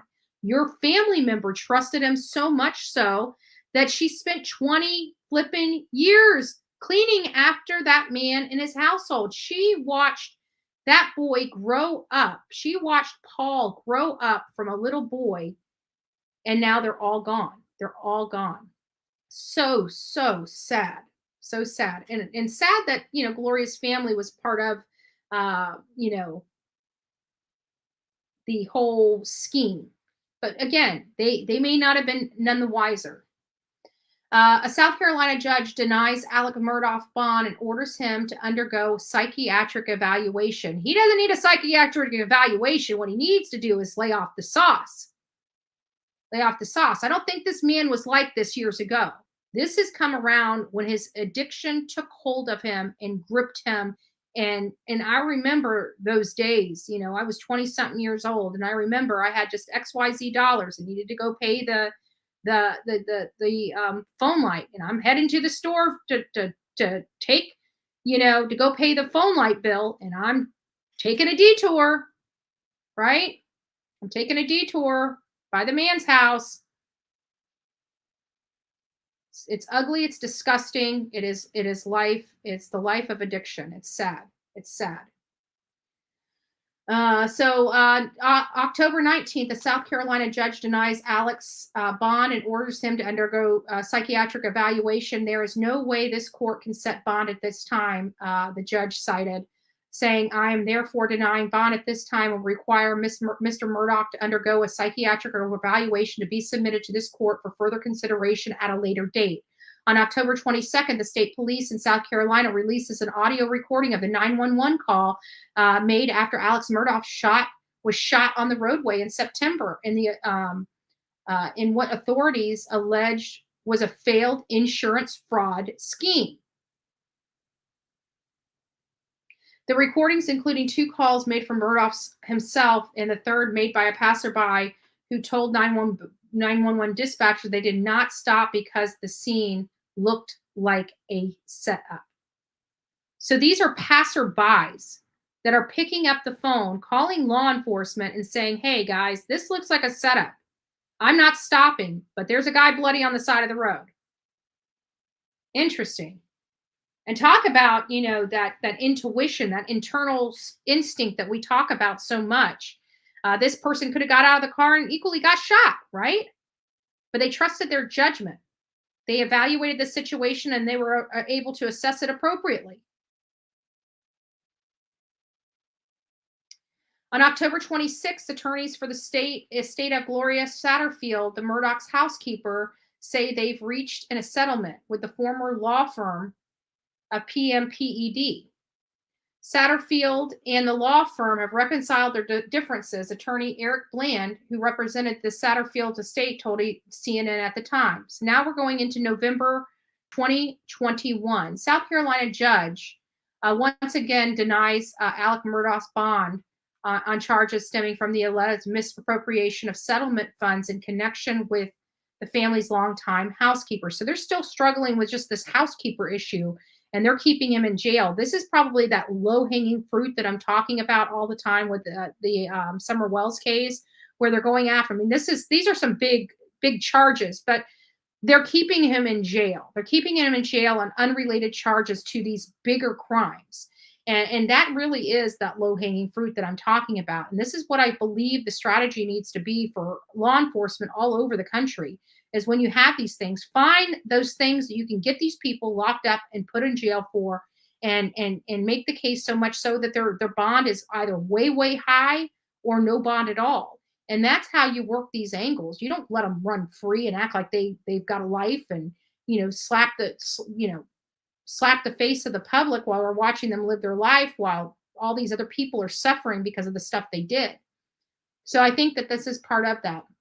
After consideration, the argument of counsel, the psychiatric evaluation submitted, pending charges and other investigations, and the apparent character and mental condition of the defendant, the court finds that the defendant is a danger to both himself and the community. So he was denied yet again bond. Alec cites privilege against self-incrimination and declines to respond to the allegations by his former law firm, and converted firm and client money to his own personal use, according to the court filings. On November 19th, South Carolina Attorney General Alan Wilson's office announced a state grand jury issued 5 indictments with a total of 27 charges against Alec. The indictment includes 4 counts of breach of trust with fraudulent intent, 7 counts of obtaining signature or property by false pretenses, 7 counts of money laundering, 8 counts of computer crimes, and 1 count of forgery. These are the financial crimes. Again, still hasn't even gotten into the actual murders. Altogether, Murdaugh is charged with respect to allegation schemes to defraud victims, thereunder laundering $4.8, almost $4.9 million, said Attorney General. So we're almost there, folks. Stick with me, and then we'll open the phones and see what your thoughts are on this. So in December 2021, 7 indictments with 21 criminal charges are filed against Alex Murdaugh, according to the South Carolina Attorney General Alan Wilson. And additional indictments bring a total charges to 48 after the first grand jury investigation. Now, all the charges that are are wide-ranging schemes sought to defraud victims of more than $6 million. The bond for Alex Murdaugh was finally set at $7 million in a virtual bond hearing with Judge Allison Lee.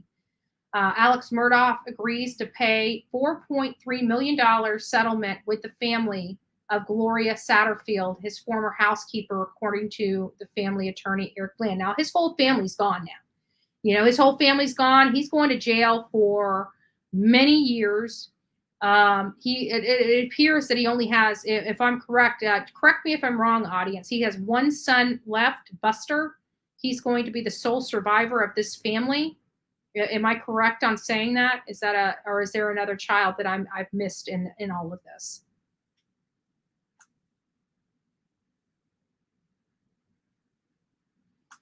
In the fallout of criminal allegations surrounding Alex Murdaugh, the name will no longer be on the law enforcement his great-grandfather founded a century. That is so sad. That is so sad. Think about it. Generations build one law firm. Generations. And one scumbag in your family ruins all of that. Ruins the legacy of this such prominent, respected family. Crazy. And he agrees with the settlement. So that all happened in December. Now we're in. Okay, that's correct. So we only have one son left. So he's probably saying, I agree to pay this. I agree to pay this. I mean, he's going to be broke. He's going to be bankrupt. He's, the people in his wake will never be paid the money that's rightly theirs. I mean, I'm sure his homes are mortgaged to the hilts. I'm sure he doesn't have a pot to piss in or a window to throw it out at. In all reality, because everything he's gotten was through scams. Yeah, well, try to commit. Yeah, and I believe he probably will. And that makes me wonder. I guess there must have been something in his life insurance policy that stopped him from committing S. There are some. If you don't have a policy for more than 2 years, they have a clause in there that they'll only pay you back your fees. So this might have been another scheme that he concocted, and where he just was paying a few monthly payments to get this big payout for his son as a parting away gift, as his inheritance, so to speak, because he was the only one left. Who knows? This guy seems pretty twisted. January 21st, Alex Murdaugh is charged with 23 more crimes in 4 new indictments returned by the grand jury. So he was already at 48. So now we're up to what, 60, 65, 48, 65. So 65 charges. The fresh indictments allege that Murdaugh stole $2.2 million meant for 4 clients. The new charges include 19 counts of breach of trust with fraudulent intent and 4 counts of computer crimes. I'm telling you guys, you can go to jail. I mean, the Ponzi scheme, Bernie Madoff, think about it. Bernie Madoff got 162 years. People can go out and murder 18 people and not get 162 years behind bars. You go screw with somebody's money, man, you're not seeing the light of day. You're not seeing the light of day.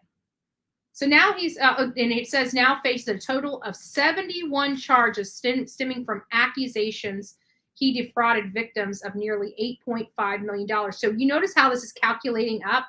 First, it was only 500,000, and then a couple months later, now it's 4.3 million, and then a couple weeks later, it's 6.5 million. Now there's another 2.2 million. Now he's at 8.5 million in various schemes to defraud people. 8.5 million, which doesn't sound like a lot. I mean, even Bernie Madoff had a higher number than that, and that's why he got 162 years. But this guy not only has the financial aspect, he's got the murderistic tendencies as well.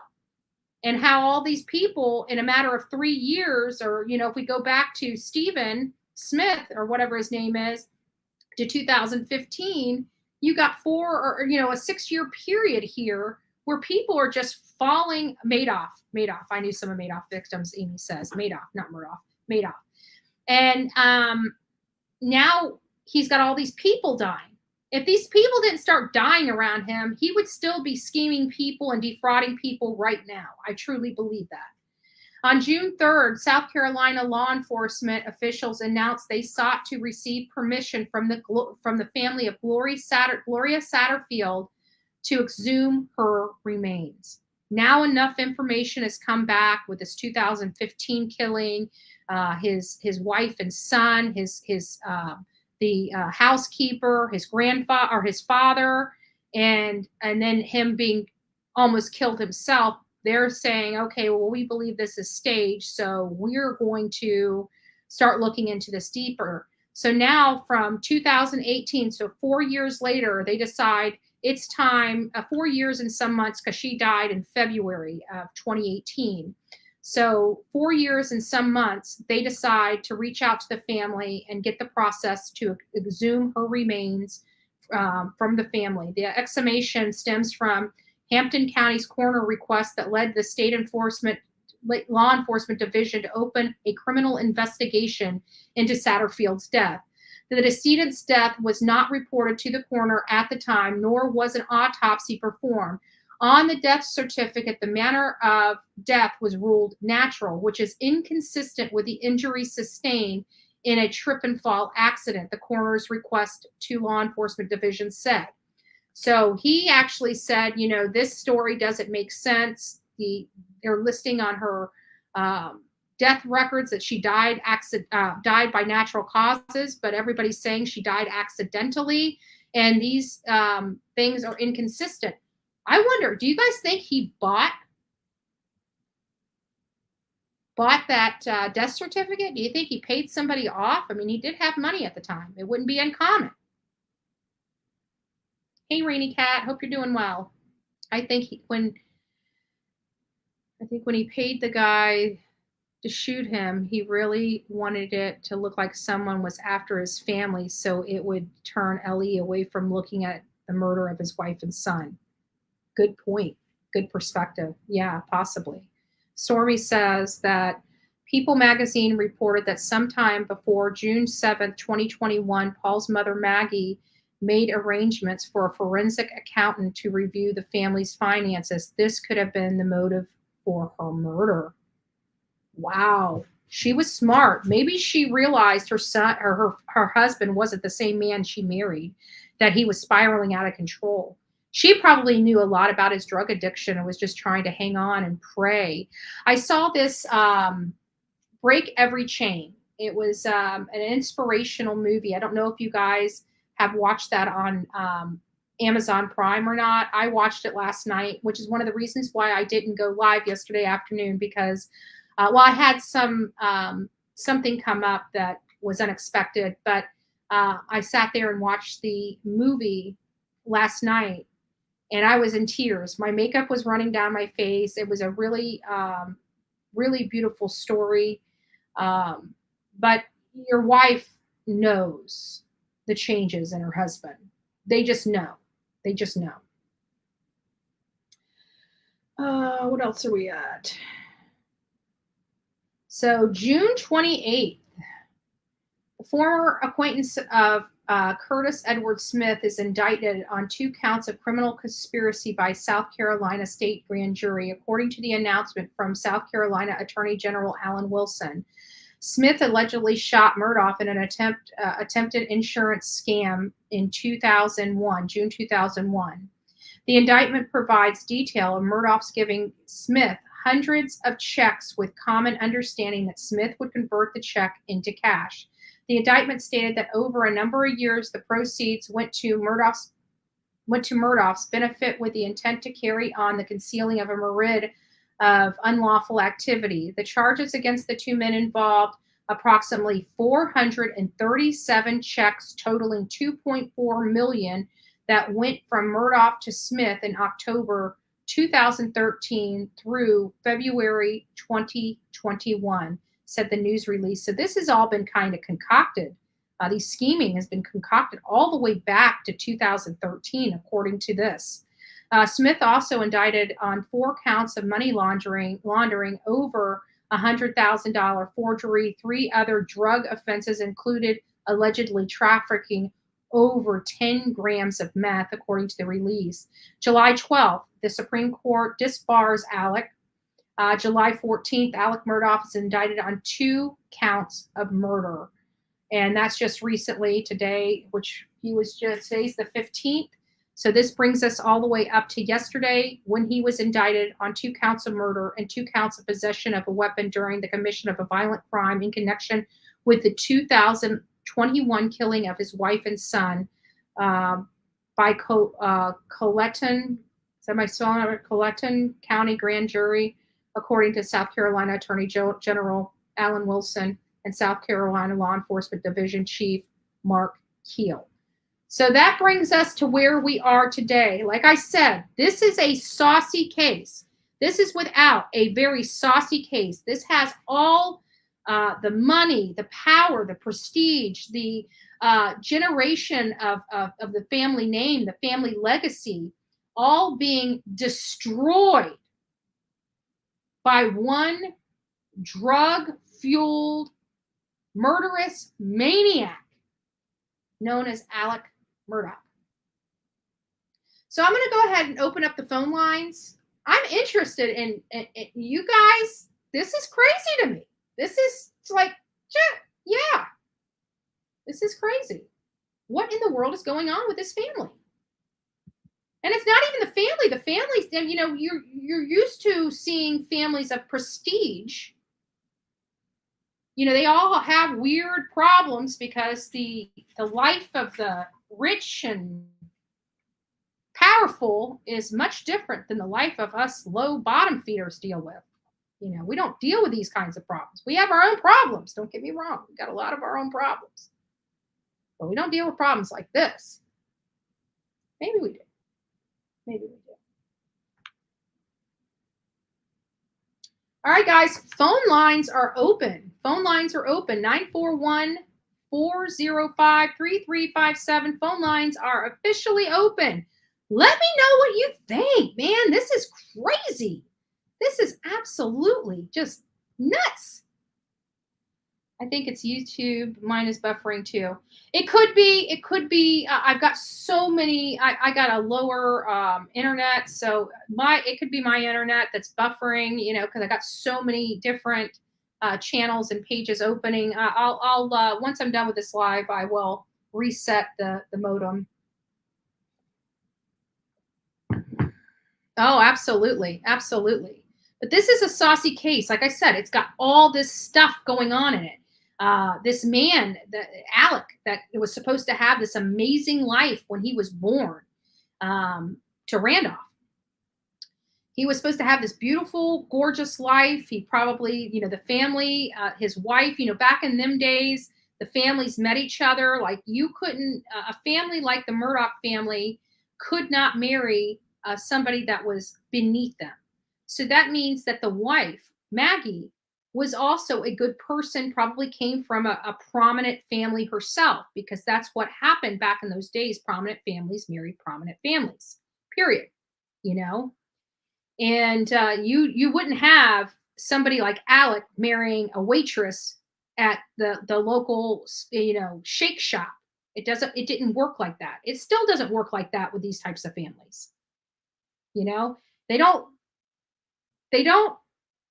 you know, your family doesn't pick who you marry, but they guide you pretty good. Like if you don't marry this girl, I'm writing you out of the will. Right?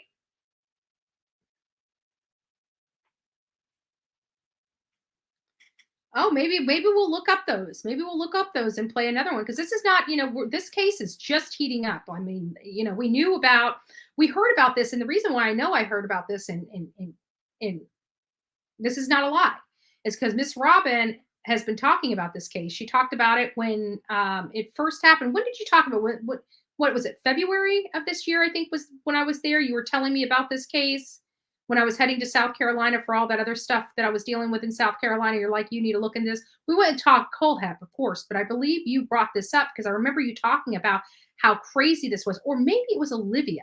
It might have been Olivia that may have brought this up. I can't remember, but somebody brought this up to me months ago. And I didn't really follow the case, but I kept my eye on the name, kept my eye on this, that, and the other. And then it was yesterday when this case broke and you kind of dived into it. You're like, wow, this is nuts. A whole family that was so highly respected, literally in a matter of 3 days, was rocked to its core, brought to his knees. Legacy, everything gone. Has to remove the family name off the law firm his great grandfather built, or grandfather, whichever. And I remember the boat crash incident. So did I. It was, I do remember hearing about it, but this was before. And even at that boat wreck, they didn't really talk about the housekeeper that lost her life. I think it was like right after that when things started getting a little hairy. I think it was that 2011 or 2021 era. It was when everything just started getting it was just exposing itself. And at that point, he couldn't stop it. You know, they had his number. They were diving in deep. It's like in some of these cases, you know, for example, Michael Monkey Vaughn, you know, they're doing their own thing over here. But once you start getting social media involved, they're going to dig in, and they're going to dig in deep. And you can't be mad at the people when they start wanting to look at the parents. You can't get mad at them. It's part of the process. But people do. You know, people get really frustrated when you start looking at the parents. But here is another case where parents can be really despicable, and you're none the wiser until years later. None the wiser until years later. And now we're having bodies exhumed. They're starting to open a criminal investigation related to another person from 2015. What? It's like, when you get away with something, be happy you got away with it that one time. Don't continue to do it over and over again, because eventually you're not getting away with it. And what happens is you get complacent and comfortable in doing the crime, and that's how you get caught, right? And he did it. He did it. It just keeps, and I guarantee there might be more. I mean, think about it. If they didn't start this investigation into him until 2001 or 2021. It's 2022, and look at all that they've been able to uncover just in this little bit of time. Just in this little bit of time. And it also goes back to the Summer Wells case. Don't tell me they don't have something going on. Don't tell me they don't have evidence. They don't have a case. They have something. They have something. Because look at how much work can go in just a matter of 12 months. Look at everything law enforcement can uncover. And again, they didn't even break this down for us until here recently, but he's now charged. So it does give me some hope with, the Summer Wells case. It gives me some hope with the Cody Bigsby case. It gives me some hope with the Michael Monkey Bond case. It gives me some hope with the Dylan Rounds case. Seeing the breakdown, like when these things start coming out, and they start coming out in a big way, and we start getting an idea, we need to learn from that. We need to learn from this case. We need to learn from all of it, because it's going to help us, in the future. For example, when we went out to Stephanie Shenefield's, we met her friends out at the bar. And her roommate came out, and he was fine. Like, I did not, no matter how he looked, tatted up, everything. When we were outside of that bar and first walked up to him and spoke to him, no red flags at all. Definitely understood everything he was saying. But his nerves got to him. The more questions were asked, he started feeling the pressure that people were going to start looking at him because he was her roommate. And he started acting weird. Red flags and bells just going all around us. We're like, this guy is just too weird. He's interjecting himself. He's pulling the girls away from talking to, Bay News 9 and what was it, Channel 10 and Channel 13 were out there, something like that, Fox, something like that, because Kim, they were out there. Anyways, and he goes up there and pulls them away from their interview and says, I think they've had enough. Like, just did a lot of weird stuff. And I think it had to do with them, asking about what happened, who was she around. I think he was starting to feel that news was going to start pointing the finger at him. But we were not going to even think one iota that he was responsible or had anything to do with this girl until he started having those behavioral changes right before our eyes. And we started feeling that vibe of something's not right. Thank God it wasn't him. But it was a learning lesson, because it showed that people in a nervous situation can raise red flags all by themselves, just by the nerves of them feeling like they're going to be pointed at or fingered as the possible perpetrator of such a heinous crime. So don't ask different whenever you're, it's kind of hard, because your mind's almost, it controls everything. It controls your look, it controls your behavior, it controls your movements.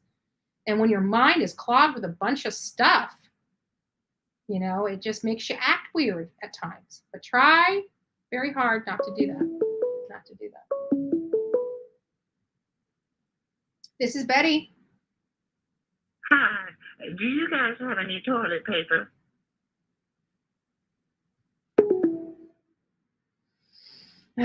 Somebody else better call, because that is not going to be my only call for this. Some stupid troll on here that needs attention, and we all know who it is, right? We all know who it is.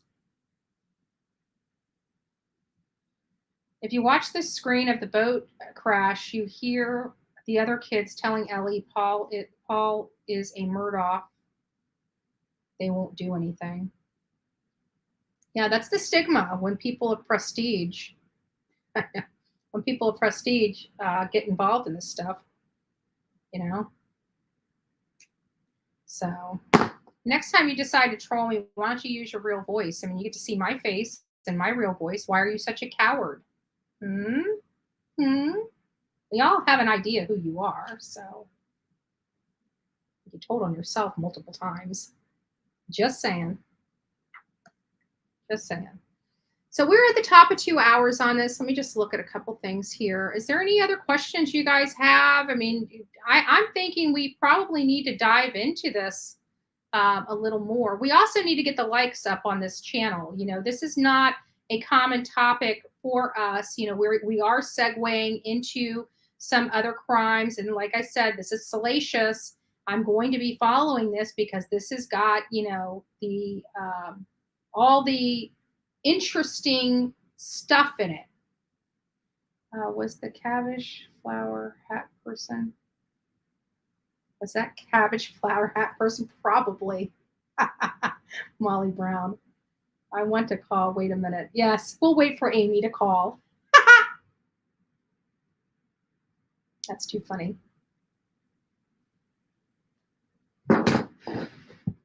Watch the toilet paper person be somebody like JLR.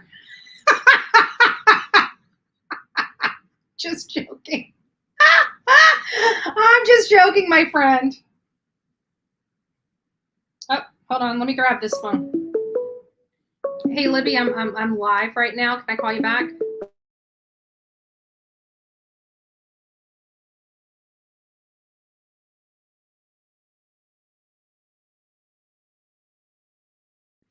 This is Betty. This is Betty. Hi. Hey. Thank God you called. I didn't want somebody trolling me on my own channel. No. I just have a question. No. I was busy brushing. I had to brush my teeth for a minute. I was like, let me call. So I was trying to get my teeth done. I don't know much. I don't know much about this case.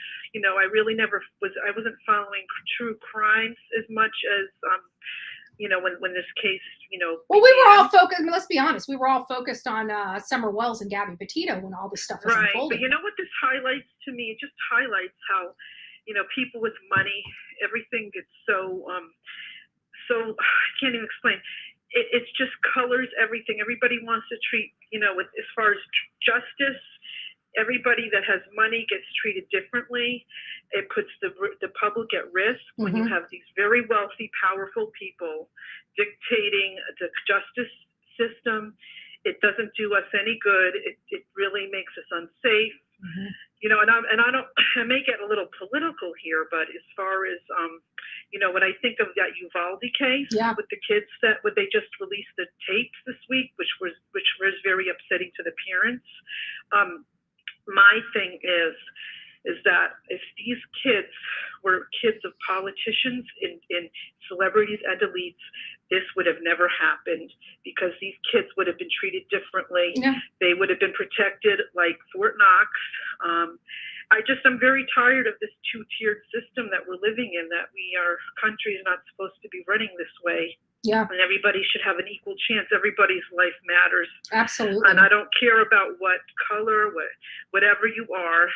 Everybody should have the same opportunities and the same chance to have the same types of safety that is afforded to everybody, no matter how much, what's in your wallet or your bank account.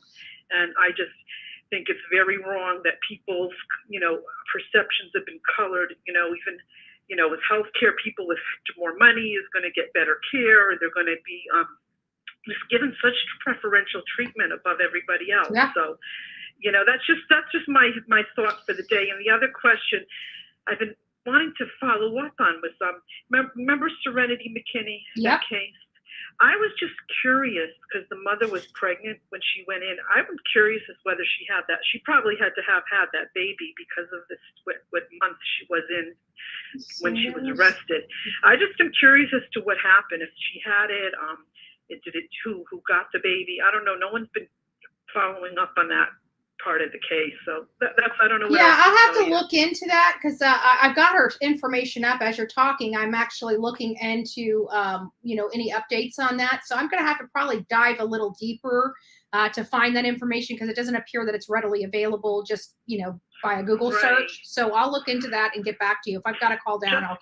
Not to dox any, but just was curious as to what they're doing. Yeah. Because, the baby needs to be protected. And it kind of, hey, Caribbean Kool-Aid, I hope you're doing well. And it brings me back, Amy, is how one time like officers and law enforcement and judge, they were treated differently and they changed a lot of the laws and started holding them even overly accountable. Like if you are in a place of position of power, that they Right. actually throw the book at you harder now for law enforcement, judges, people of that.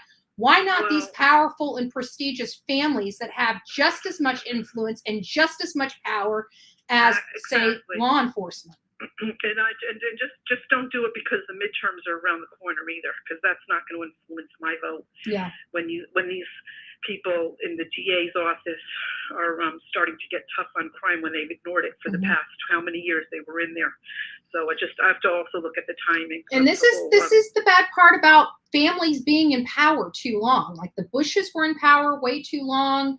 The Murdaugh family was in a position of power for generations in this one place. Like in our county, we do have like Wells, the Wells, Rick Wells, Charlie Wells. But there was a break, where Charlie, before it went to his son, there was another sheriff of our county that was here. And I can't remember, it's right on the tip of my tongue, but either way, that's the problem that you have when you keep like, and it's a double-edged sword in my opinion, because like for Polk County, where they have Judd Grady there, him being in that position for a long time has done them well, has done them very well. He's one of the good guys. Yes. And the problem is we don't have enough of the good guys. That's exactly it. And when we do have them, we want to keep them. And now they're coming up with, ways of terminating, term limits and stuff like that. Oh, yeah, well. But we have to have it because it helps with the bad people. We have more bad than good. I agree, but I just think it's just to promote a certain agenda. Yeah. Is my opinion. Yeah. You know that. Yeah. So, I don't know. That's all I had to say. I'm glad I got to call yesterday. Awesome.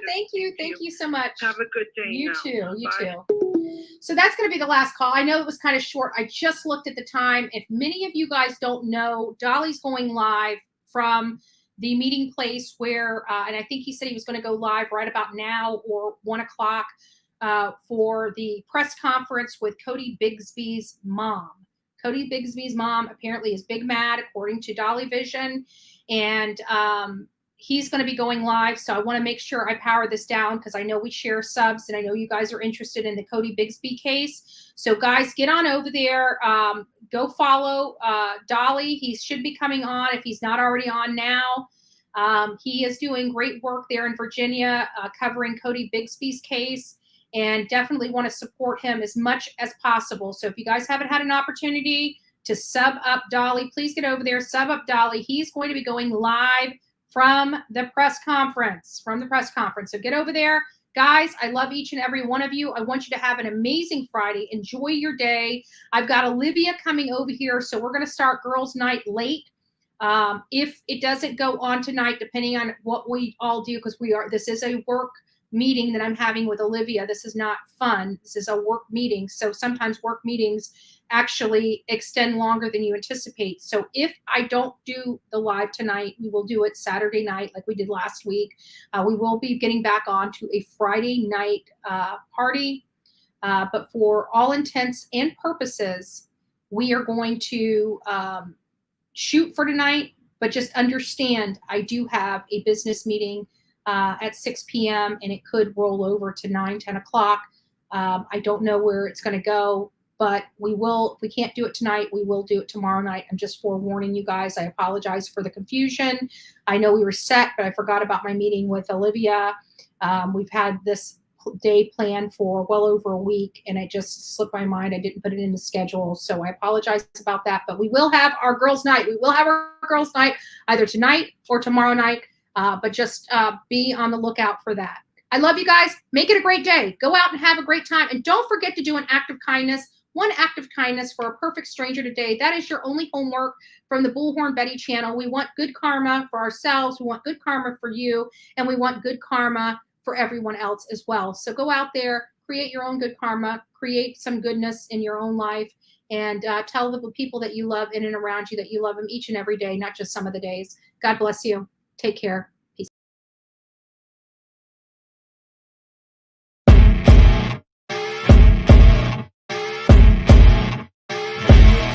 As you wake up in the morning, you want to find the latest, greatest information about criminal cases and have an intuitive conversation about the suspects associated with these cases.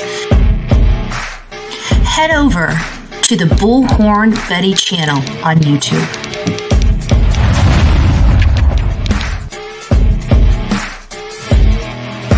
Get breaking news right here on the Bullhorn Betty channel. Welcome to the Bullhorn Betty Coffee Club. Enjoy your stay and enjoy your day.